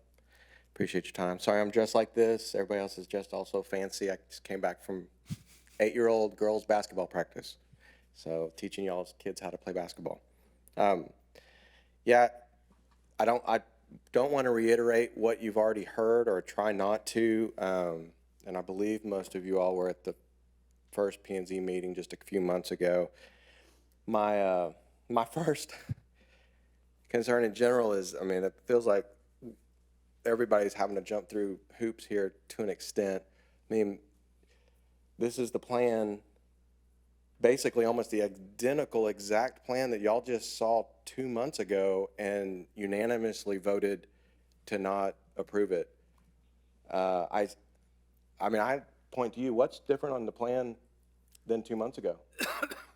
We'll definitely get there. Mr. Oh, okay. Alexander. So, yeah, for Well, sure. so that's my Yeah. question to them. What's different on this plan than 2 months ago that we went to a couple of planning and zoning meetings? We've had a town council meeting that they didn't want to vote on because they wanted to fill the last 2 seats. That felt somewhat of a game too, to really no change at all for the most part to this plan, to throw it all the way back to planning and zoning so we can do a revote here to hopefully not get a unanimous vote to where they don't have to have the supermajority for the council. I mean, it's a game. And this is our city, right? Y'all's city, my city. So I don't know why you would play the game with them or why we would go through all these hoops. So that's just a concern I have. 2 months ago, when y'all heard all of the concerns, it was stated, you know, there's lots of red flags. I don't see where the red flags have gone away from 2 months ago, based on the plan that they're showing here, and I guess they'll say to us in a minute here. I don't see the difference there. It feels like if the town was to agree to do this, it would only just be for putting profits ahead. You know, I've done planning and zoning. I've done development. I understand it. It is their land. They have the right to do something with it. But you have to understand, if you understand this developer, they owned a lot of that land around there. They chose to leave this tiny, or not tiny, almost 5-acre parcel of land awkwardly in the place that it is, more than likely because it was inhabitable. I mean, it just wasn't developable in general. And so that was a choice that they made over the last 30, 40 years as Byron was being developed and as Highland Glens was being developed and other things. And gosh, a lot of the land that they've had here, that was their choice to leave this poor parcel of land. And now it feels like they're trying to get the city to force being able to develop. And we've seen they put some double wide trailers with big gas tanks on the back of it as what you can either have this or we can build these $600,000 townhomes, which at this point, in this area, it won't be $600,000, but in general. Huh? Go ahead. Oh, I didn't know if someone asked me a question. But so, again, I guess that point was, I don't see what's changed for us to even be here at Planning and Zoning for this. And I apologize to y'all for having to even go through this again, to be honest. Let me see if I had any other points. Why not do single-family homes here? Why not reduce the amount here, do single-family homes? You know, even can make those close. The Highland Glens right there, their single-family homes are quite close to each other. Why not have that as an option? Or let them do their manufactured homes if they want. They're not going to do that, so say, okay, great. You got your zone for manufactured, keep it for manufactured. Let's see what they do. Let's see how they go that route. I do have the concern as well, there's no pedestrian pathways at all showing anywhere on the chart, which pretty sure would be a need. And the drainage, can you go back to the drainage? Or is that, no, don't go back. That took a while. Everybody saw the drainage. I mean, there is multiple drainage from the south and the north, and whether it's Roanoke's or whatever, it still goes through that land, period. And there's only one way to go. And once that drainage goes from the water tower, so the drainage, the first one's close to the water tower. Once that goes that way towards the green belt or whatever you want to call it, then there's the big, huge one where all of the drainage from Highland Glens comes out of. When those connect, anywhere past there with a decent amount of rain, it's absolute flooding. So, and it backs up to where the lake starts. So I think there's just a lot of major issues, and a lot of what planning and zoning said last time, lots of red flags that I think need to be seriously considered, because this is y'all's town, this and my town, this is our town. Why force this next to the high school when, like Chris said, there's 30 other schools in this district, Northwest ICA, not one of them has this type of high-density housing next to their school. So why here? The answer is because they left themselves a crappy parcel of land, and they're trying to force rezoning to make as much profit. And that is their right to try to do that. But now it's our right as planning and zoning and as council to say, no, this is our town. They probably don't live here at all. This is our town, and it needs to be done properly, or we're not going to change the zoning. Go do your manufactured homes if you want to do manufactured home. That's what it's zoned for. Thank you. Thank you, sir. Any other members of the public wishing to speak? We have one more. You can come on up, state your name and address, please. Mike Boyd, 441 Chestnut in Roanoke. I'll be very brief. The brick wall that's around the water tower is a complete blind spot. It's going to be an accident.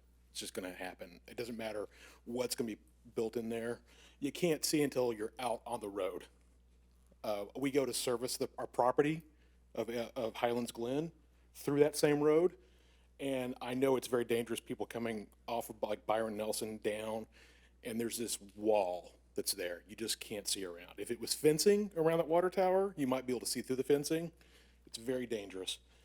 And then the mayor acknowledged this and disregarded it in the city council meeting, and I thought it was really poor of her to say this, but this development could not be put up against single-family homes anywhere else in the city because it's too close, right? Wasn't there like, and Rylan, you may know this, there was like a 50-foot or something? Yeah, I don't recall what the, It won't go anywhere else. of that was. It wouldn't go in Trophy Club against Trophy Club other housing.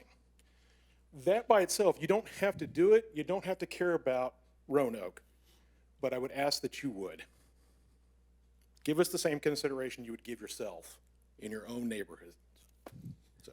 Thank you, sir. Thank you. Before we move, in case there's any other speakers, I do want to ask staff, the point of the brick wall there, has anyone cross-checked that in terms of vision triangle? Because I know we have some regulations. PD uses it a wall for their laser, go around the corner and shoot lasers from it. That's how much of That tells you, it tells you a lot. They park their cars back down that road, and then they stand at the wall and shoot. All right, thank you, sir. So it might be wise, regardless of where this discussion goes, for staff to just double check that, because that is right up on the road. That would be addressed on plat.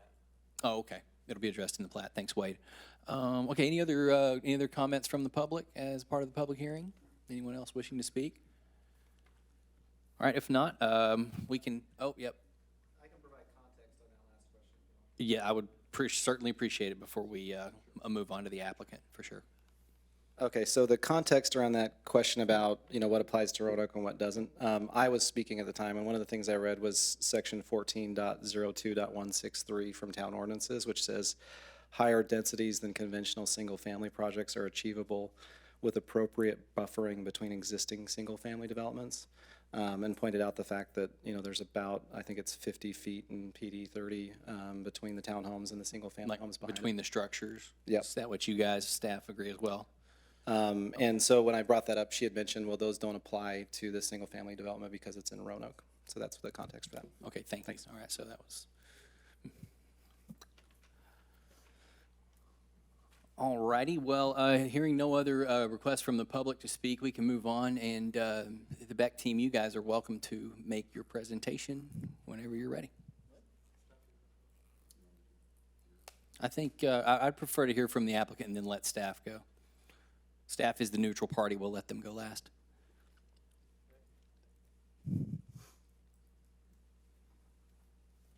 Use the arrow keys to advance the slides. Left, right? Yes. Perfect. Perfect. Hello, all. My name is Scott Beck. I reside in Dallas, not in Trophy Club.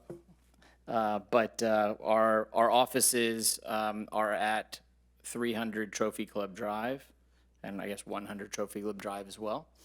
It's been quite some time since I've addressed this body. In fact, the last time I did, we were at the Byron Nelson High School addressing planning and zoning and city council for PD 30. And I kind of wanted to take us back a little bit before we kind of advance forward to talk about this. And we have been out in Trophy Club since 1986 when we bought approximately 2,900 acres in Trophy Club, and including the golf course, which at that time was an almost finished 18-hole golf course. Then we built the Art Hill course as well. The reason I wanted to kind of go back in time a little bit was just to kind of talk about the angst that has existed for 37 years in the town of Trophy Club as things have continued to develop out and get built out. And so it's kind of interesting to look back in the early 90s, and I saw a couple people outside before we started this process who was around in the days of John Harbin when I was in high school. And as was I. Yeah, and in the 80s, and we were working with John to figure out how to design the clock tower, and in 1991, 92, marking out the areas for Hogan's Glen to figure out where a gated guarded community would go if the town would allow a gated guarded community in the town of Trophy Club. And I found it interesting how earlier tonight we heard people talking about how we absolutely need a gated guarded community to complement the other two gated guarded communities. But the first one was really when we built Hogan's Glen, and there was a lot of people that said this is gonna, crime is gonna come into Trophy Club, and all these horrible things were gonna happen because there's gonna be this gated guarded community, and why is that happening? And prices in the town are gonna devalue, and the same thing then again happened with PD 30. I mean, it took 6 years to go through a planning and zoning and city council process to put in PD 30. And I found it interesting how during the conversation earlier this evening how there was a comparison made to this zoning case in PD 30 and density, and ultimately you look at PD 30, and I think the gentleman said how great PD 30 was. Well, that certainly wasn't kind of the conversation that was going on in Byron Nelson High School, and I had to actually bring armed security guards with me to even show up at planning and zoning and city council. So I think that as a developer all across the United States, we have the benefit of addressing a lot of bodies like tonight, and there's a lot of angst when new things are happening.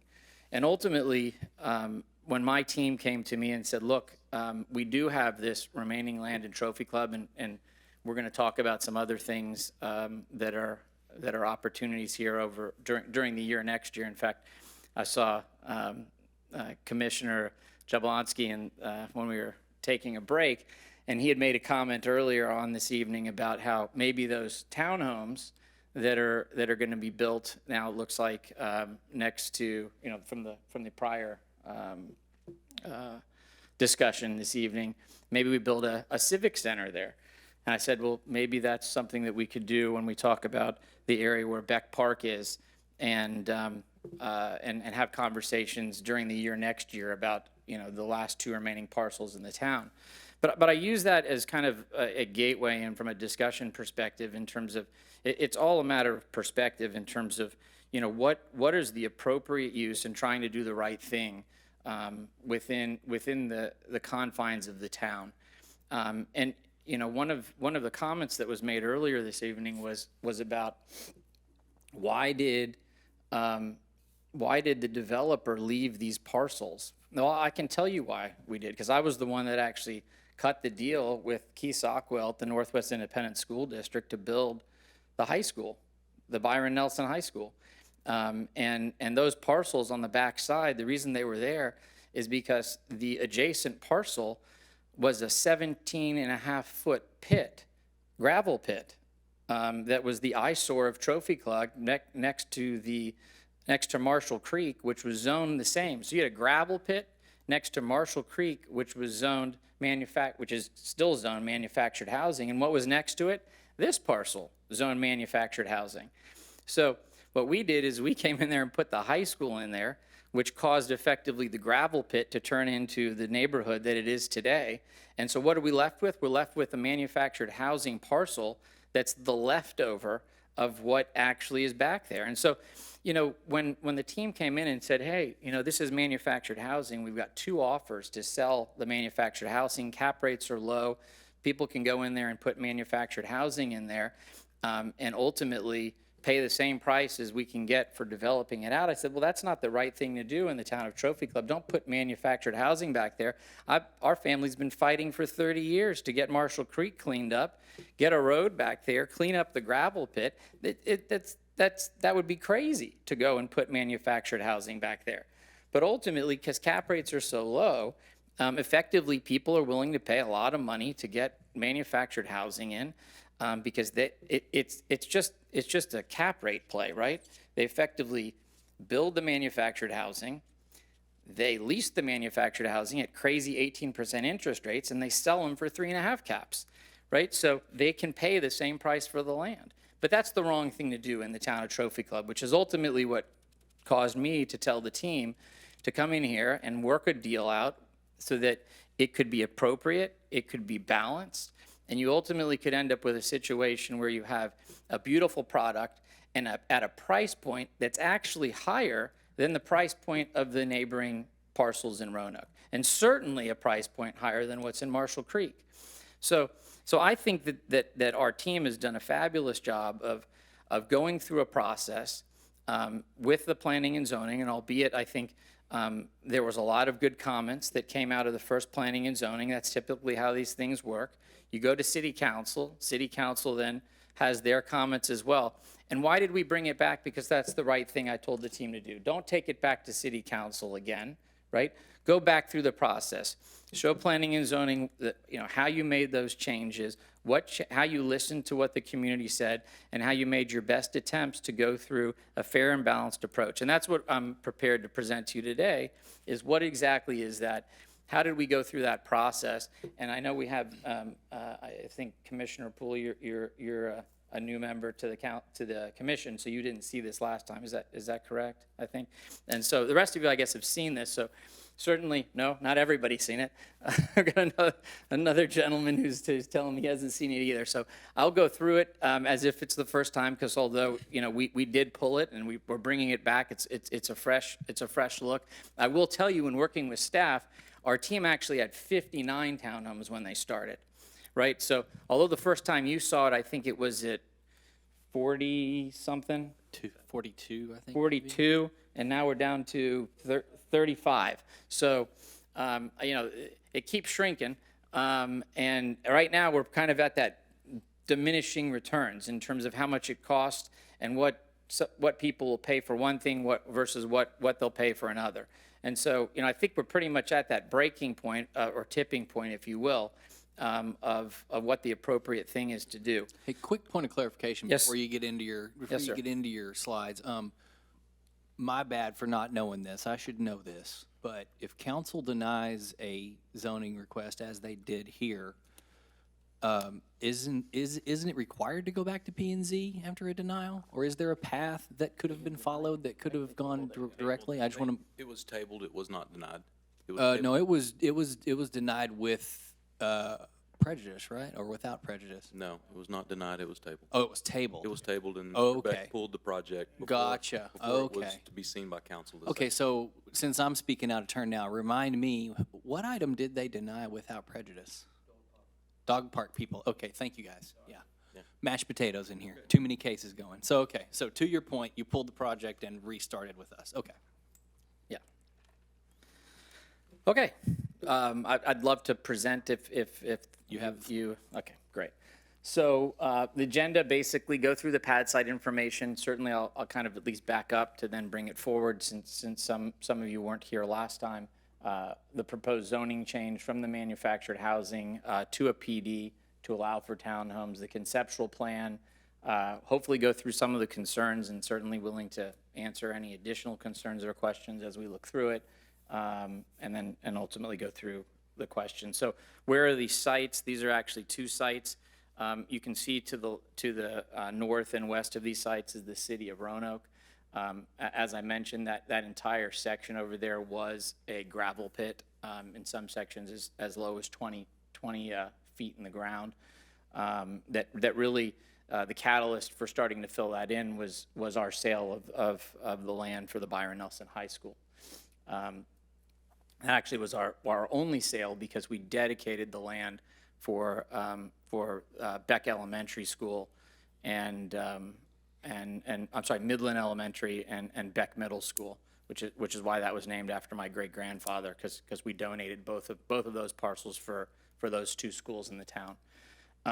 And so those are the two sites that are back there. I think one of the concerns, and maybe we'll get to it in a little bit, is, are those parcels in any type of floodway, flowage easement, floodplain? The answer is no.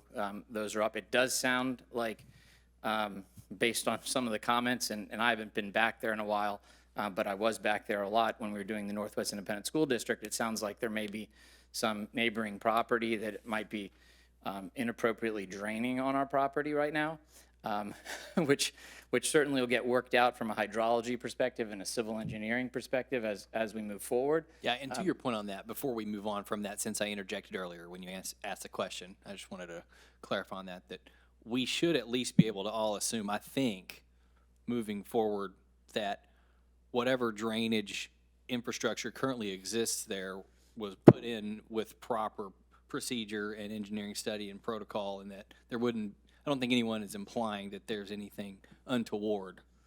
Correct? Like, I mean, there's no development here that took place before, like, the storm drainage wasn't put in before there were, engineers that had to sign off on things. You understand what I'm saying? Like, so I just want to make a point of clarification there before we move forward, that I don't think there's any concern that there's something nefarious taking place, more that there's just a lot of water draining too, which makes the site challenging for you guys, I assume, right? Because of the topography. Yeah, I think my only comment is it's illegal to drain on neighboring property, right? So if you've got a municipality or a property owners association draining on a neighboring property, you actually have a problem. That was my only question from a point of clarification, because I haven't been back there. It sounded like that gentleman had been back there. So I was merely asking whether or not someone was illegally draining onto a neighboring property. Well, I mean, it depends on storm drain infrastructure. I mean, we have storm drain infrastructure that collects stormwater runoff from streets 3 blocks over, and they drain into creeks that are 3 blocks over, and those are not the same property. So I just want to be careful about drawing a black and white line about that. That's all. I agree with you, but in the event that the town of Trophy Club was taking your stormwater and draining it, for example, let's say onto Club Corp's property, right? They would have a suit against the town. Yeah, right? Yeah. And so that was my point of clarification was to since I'd been back there, was just to, since the person was there, to see if we had an opportunity to find out the actual answer. But it doesn't sound like anybody knows, so Right. yeah, we'll figure that out as we move forward. I think we can hopefully assume it's all above board and proper drainage easements are in place. Let's hope anyway. Yeah, I would hope so. So we have the two parcels next to Roanoke, and this is what they look like now. So I mean, we certainly can go back to see what they looked like before. My suggestion would be just kind of move forward with where they are now, but certainly Commissioner or Chairman Rowe, if you'd like to go back, I'm sure maybe we could, whatever your pleasure is. I don't think, do we have the media ready for that for either Mr. Jablonski or Mr. Poole if they're We interested? don't have the slides, but it is in your packet in the staff Okay, report. so, I've read through I was the about to say. packet. Okay. All right, so I think we're good to go forward. Okay, Thanks, great, Scott. great. So what we did is we lowered the density. It sounds like, albeit, it sounds like one actual townhome is the extent of from one to the last. Is that correct? Okay. And no lots are actually against the retaining wall. So that one I saw. I mean, the entire northern section was actually pressed up against the actual wall before. And so this accommodates that. I believe when we go to the next slide, we'll be able to see exactly how far away it is from the wall. But certainly it's substantially better than it was before, as well as I think, and we certainly can talk to, from a fire perspective, it sounds like Wade has a little bit of knowledge there. We certainly have the circular area that actually circumvents or circumferences around the townhomes, which certainly is a better way from a fire ingress egress perspective, because you actually can make a full donut around the entire townhome community. And addressing the safety concerns, we'll have a slide on that, but we have put in pedestrian crosswalks. We've added that to the PD language to make it be identical to with the picture there, which is actually on Bobcat. So we would suggest to actually put in the exact same ones that the town of Trophy Club just put in on Bobcat on what ultimately is an interior street. But certainly if children are going back and forth between Halifax and the high school, we think that's appropriate, and it was a good comment I think that came out of this body when our team showed up last time. And then we've addressed this staggering concern. So I think, the original PD 30, the original intent of that was to have some undulation back and forth between the homes. And so we've addressed that concern by adding some language also, which we'll go through. So parcel 1H, that's the southern parcel. That has 22 lots. There was concern about, what is the actual distance between the side of the home and what ultimately is the parking lot. That's 57 feet, almost 58 feet between the townhomes and the high school parking lot. Obviously, the high school itself is hundreds and hundreds of feet away from the townhomes, and obviously we also have the street as a buffer, as well as there's a landscape buffer. So you've got the street. You have a landscape buffer, which is a 3-foot buffer, but then you have, and I can't see it from here, maybe I can. We can zoom in. Can you see it on the other one? No, I think the distance from, oh, I'm sorry, yeah, there it is. It's so you got 57.8 feet total, but there's 18.7 feet. So you really have 21.7 feet of full buffer between the street and the parking lot. So you really have almost 22 feet of physical barrier between the shrubs. I think we've put into the ordinance now red tip photinia or something like that. So that would be, those things grow up 15, 18, 20 feet in the air. The photinia, if you're familiar with that variety of shrub, we'd recommend putting those there as a buffer.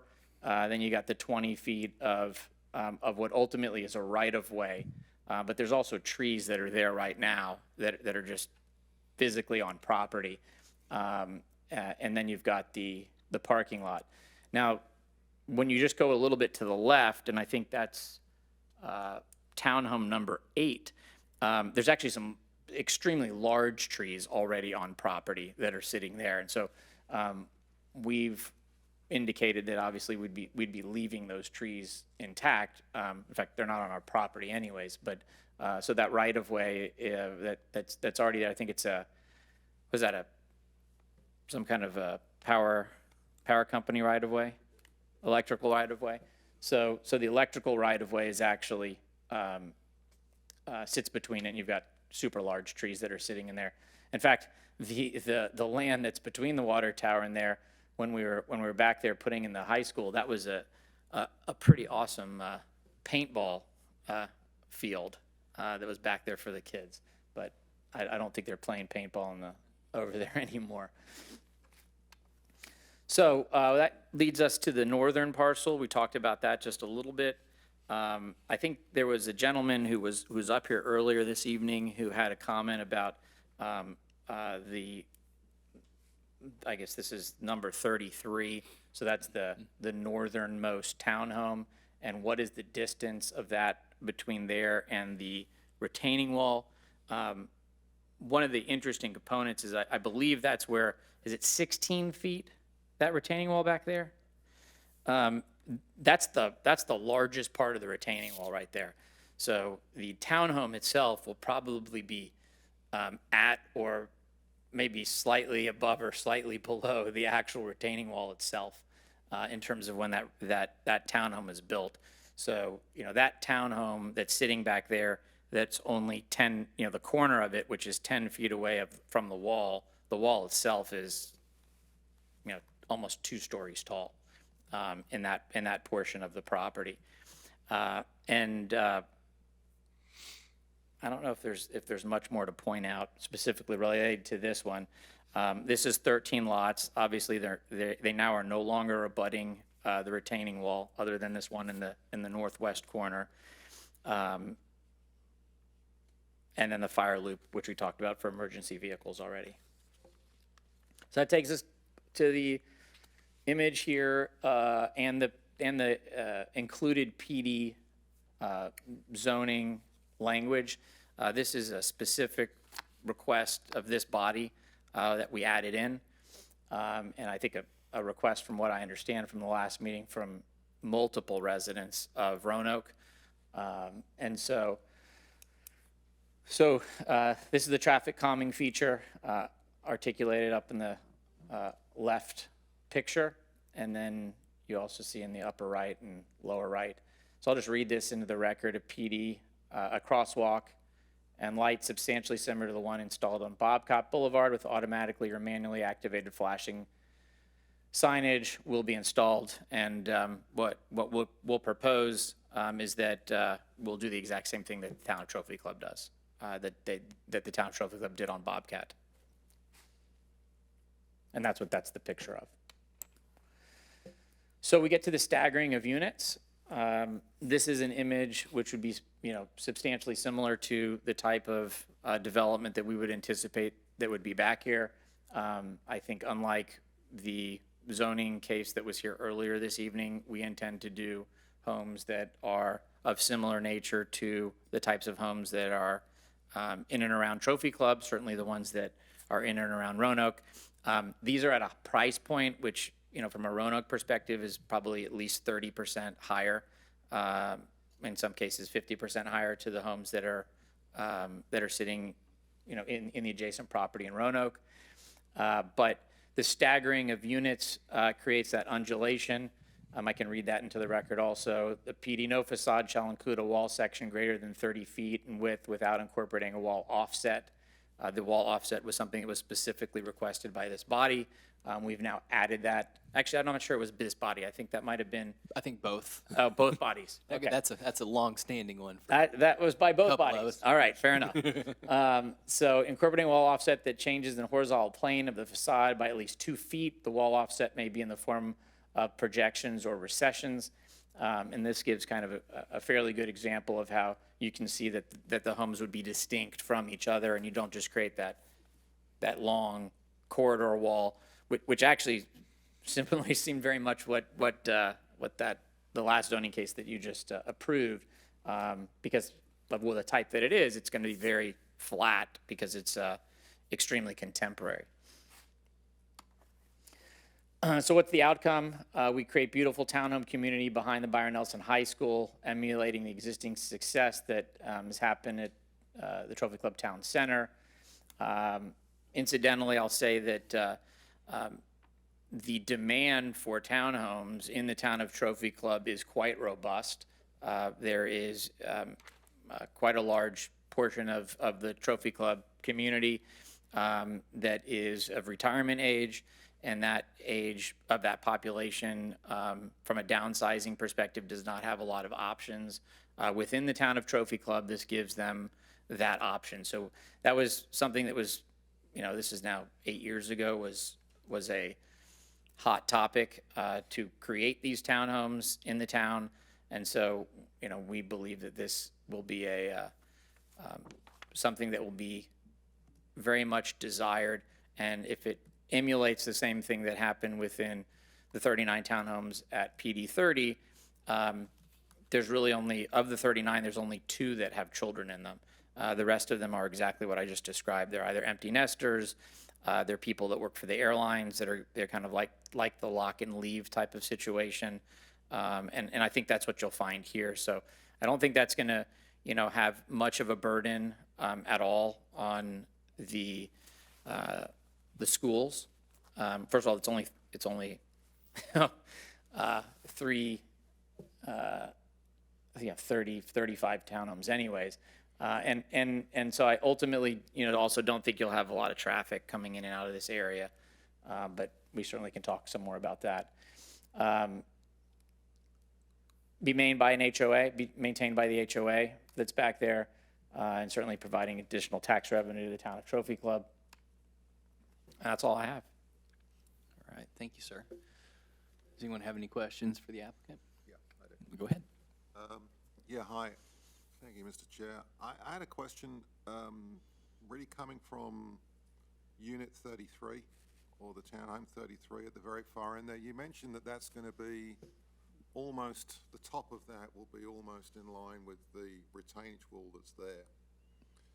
When I'm looking at the rest of this, it's very hard to see kind of a topographical view here, because it seems like you could be building on quite a lot of elevation changes, and that's kind of hard to represent on this. But I just wondered from a design perspective, given that this is a gravel pit, or was a gravel pit, like you say, given that water tends to run downhill, no matter whether it's legal or illegal water, it always seems to go down. Are you going to run into some problems here, or are there potential issues around foundation and elevation on these properties, in particular that far end where it dips down so much? And I just wonder if you've given that any consideration. Yeah, I think they're all good comments. So just as a point of clarification, these parcels are in the town of Trophy Club and never were part of the gravel pit. Okay. Right. So Roanoke is the one that allowed the gravel pit to exist. Okay. So the land here is the land that has been there, I guess, since the dawn of time. My mistake. But as it relates to the water flow, right? Clearly, all the water in the town of Trophy Club, or most of the water, flows north to the lake, right, and to the creeks. So yeah, there's no question that from a topographical perspective, there are issues that will have to be dealt with back here in order to put this in. Because I spent time back there 10 years ago, I do know that basically both of these parcels sit on what I would call bluffs, right? So the parcels themselves are actually up, and then everything around them is actually down. And I'm sure they're with exception, especially if there's a lot of water that is flowing from adjacent parcels onto our parcels. I don't know what kind of erosion has happened in the past 10 years since I've been back there, but all of those things can be dealt with as it relates to when you're grading the property and putting it level. I think we haven't gotten to the civil engineering component yet, because it's currently zoned manufactured housing. So, assuming that we're able to move forward with that, then that would necessitate the next pieces. But I can guarantee you the property will end up being flat, and it will drain still north, and whatever flooding and or non-flooding issues will be able to pass under, through, or around the townhomes such that they will not be flooding. Just to follow up on that, you guys moved these lots, this footprint away from the homes, as you mentioned, and onto this other end where the elevation does really start to drop. Knowing what you just said, that civils haven't been done yet, but obviously, I mean, can we say that by doing this, you've taken on some additional burden in needing to do more site prep than you would have with the other proposal? I mean, would you say it's more, you have more work to do to bring it up to the right level? Because the retaining wall on the east side will have to be much higher now. Okay, I just wanted to clarify that. It seems like it would make common sense, so, yeah. Yeah, it's a great point. I mean, it certainly would be substantially easier to just keep it pushed over to, which is effectively what would happen, right? I mean, if you left the zoning in place and you just built by right what you could build there, everything would just stay pushed up right against the wall, and that's how it would get designed. So, because it's just less expensive to develop it. Right. Commissioner Branham? Yeah, Mr. Beck, thank you for coming tonight. A couple questions related to, so the entire property in terms of the access is going to be a private road, correct? I think that's right. Isn't that correct? I'm pretty sure. Yeah, it'll all be subject to its own property or homeowners association that'll be paid for by the townhomes that through HOA fees. So this is a potentially rhetorical question, but why not make this a gated community from a transportation concern and access standpoint? Are there any challenges to incorporating that into the PD and how you all would look at this? So I'm thinking about the lady that was up here earlier, and she was describing, kind of the queuing of traffic that could occur potentially on this private road. From a town standpoint, is there signage that can be put up to address no parking here for certain reasons, or you will be ticketed if you're parking here for a prolonged period of time during the school? I'm trying to think of ways that maybe we can address some of those questions or comments that were received earlier. So I don't know if you have any particular thoughts on that. I think I'm sorry, did you want to answer that? I was just going to say, if it's private, the owner can certainly put up signage and enforce that themselves, but the town wouldn't be able to enforce it on So the town private property. PD would not be able to enforce any sort of no parking area type restrictions in this area? Okay. Correct. All right, good to know. I think it's a good point. I think it's actually a really good point. I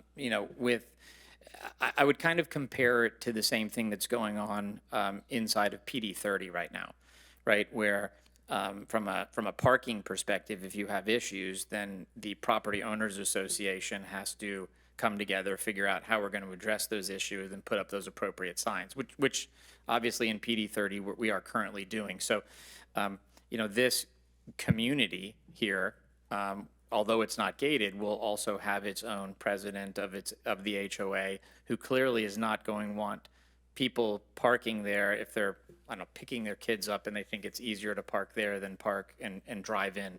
So I think you'll have a lot of self-policing as it relates to that. In terms of a gated community, certainly it could be gated. If that's something that you think is important to you, we're certainly willing to consider putting the gate in there. Forgive me because I've been here so long at the town of Trophy Club. It's ebbed and flowed. It's ebbed and flowed times, whether or not you guys, whether or not the town wants gates or doesn't want gates. I mean, the conventional wisdom was that everybody wanted everything open, right? I think that that as it relates to this, in terms of a buffer, in terms of what's going, having it not gated makes more sense, but, I mean, we'd be happy to put up gates around it. I think that the reality is that, what are you really gating out, right? Well, and to that point, I'm glad you brought that up.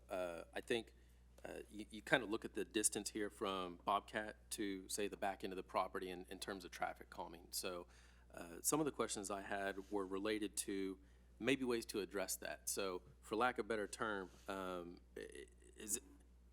could be almost like a drag strip, right? Somebody could turn off a Bobcat and really go quickly down this road. So whether you had a gate, whether you had stop sign, whether there was perhaps built into the roadway some sort of speed bumps, if you will, or elevated portions of pavement to slow people down. I think those types of measures are worth considering and talking about.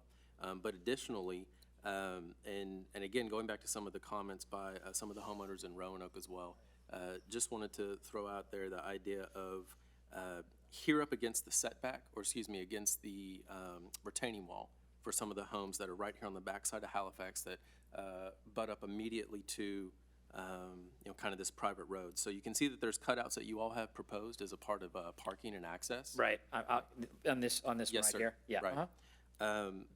Would there, to create a little bit more buffer, but for those property owners, what sort of difference would it make to perhaps what's being proposed here if those were actually down nearby where the high school is instead? So green space and separation and right of access for, say, the retaining wall on that upper portion of property. So immediately when you're driving in, yeah, you have some parking spots that you all have here.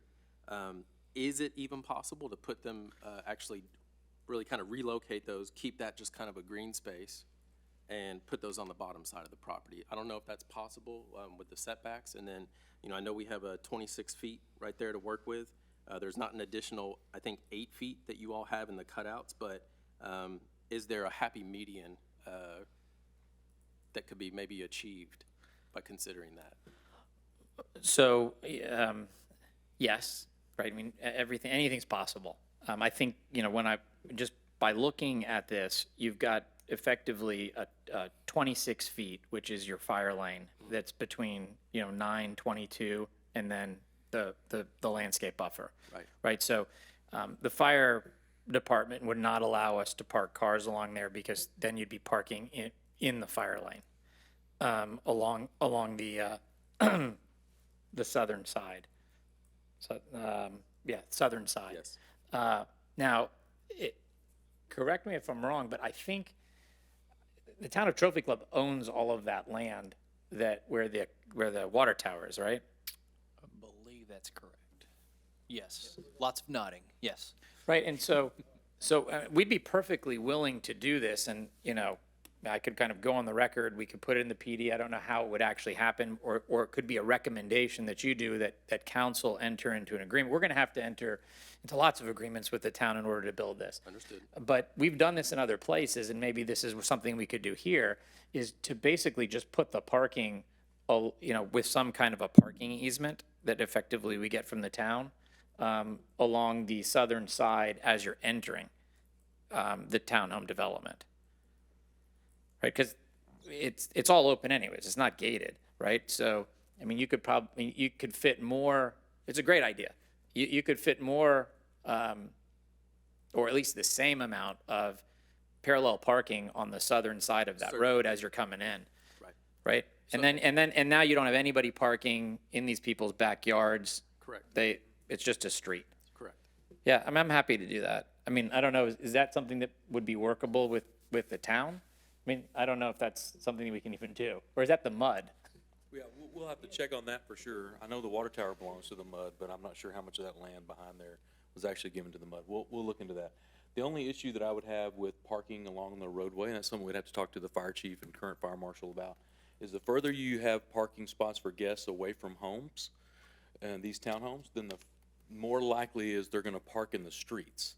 And these streets aren't wide enough to allow for emergency vehicles and parking on the streets. And that's why the parking is actually placed where it is, as close to the townhomes as they can get them without them being in the fire lane, as Mr. Beck had pointed out. So that would be my only concern is we have to be careful where we park. People don't want to walk, right? So if we park them too far away from the townhomes, those guests are just going to park in front of these townhomes, and then we're going to be towing vehicles to get fire trucks through there. So, and I think this is a great point. So if we're talking about the same area, so just, I guess. Do I have a mouse on here? Yes, please. Oh, here, I have a Appreciate you laser taking pointer. advantage of that. Here. Oh, can't use the laser pointer. I was talking about right here. Correct. So, Yeah. so maybe, it's interesting. I think in terms of safety for pedestrians. So what we're encouraging right now with the current framework is folks to cross the street, right? Versus, and granted, yes, they're closer because they're 26 feet or so across the street from those townhomes. But perhaps if they were in that area, there'd be only one street that would need to be crossed, and it's not the main street technically going straight into the property. So I think that there's There's some give and take, right? There's Certainly. some give and take there, and it's Certainly. just something that we'd have to explore. I'm not even sure that's our property to give, I right? So we'd understand, have to but- talk to the MUD as well. if that can be a part of the recommendations, to your point, Mr. Beck. Yeah, well, one, it could be part of the recommendations, but between now and council, I'm happy for our team to actually put on the PD and actually annotate that section and actually say, alternative location will be put in place if it can be approved by the town and the municipality during the plating process. I mean, I think it's a great idea. It's certainly worth workshopping what the options are. Right, and we can embed it actually in the exhibit, because this exhibit would be attached to the PD so that it basically becomes our obligation if the town works it out for us. If that is acceptable. Right, and then, and this is actually kind of all related, right? So some of this coming full circle. I think there was mention earlier of, the pedestrian access as well, maybe sidewalks. Are those maybe just, you can't see them graphically on here, perhaps within that 10-foot easement coming off the properties, or because I see in the representative picture here, typical townhome offset, you can see there's some front yard and then there's sidewalk. So I'm making an assumption here that that's the intent, that there would be some sidewalk or a pathway for folks to walk within. I would assume so. I mean, isn't that how we're doing it? Okay, excellent. Yeah, absolutely. And I think, certainly in the proposed open space, you can see clearly a path being available for walking, and maybe just, it wasn't as clear perhaps. No,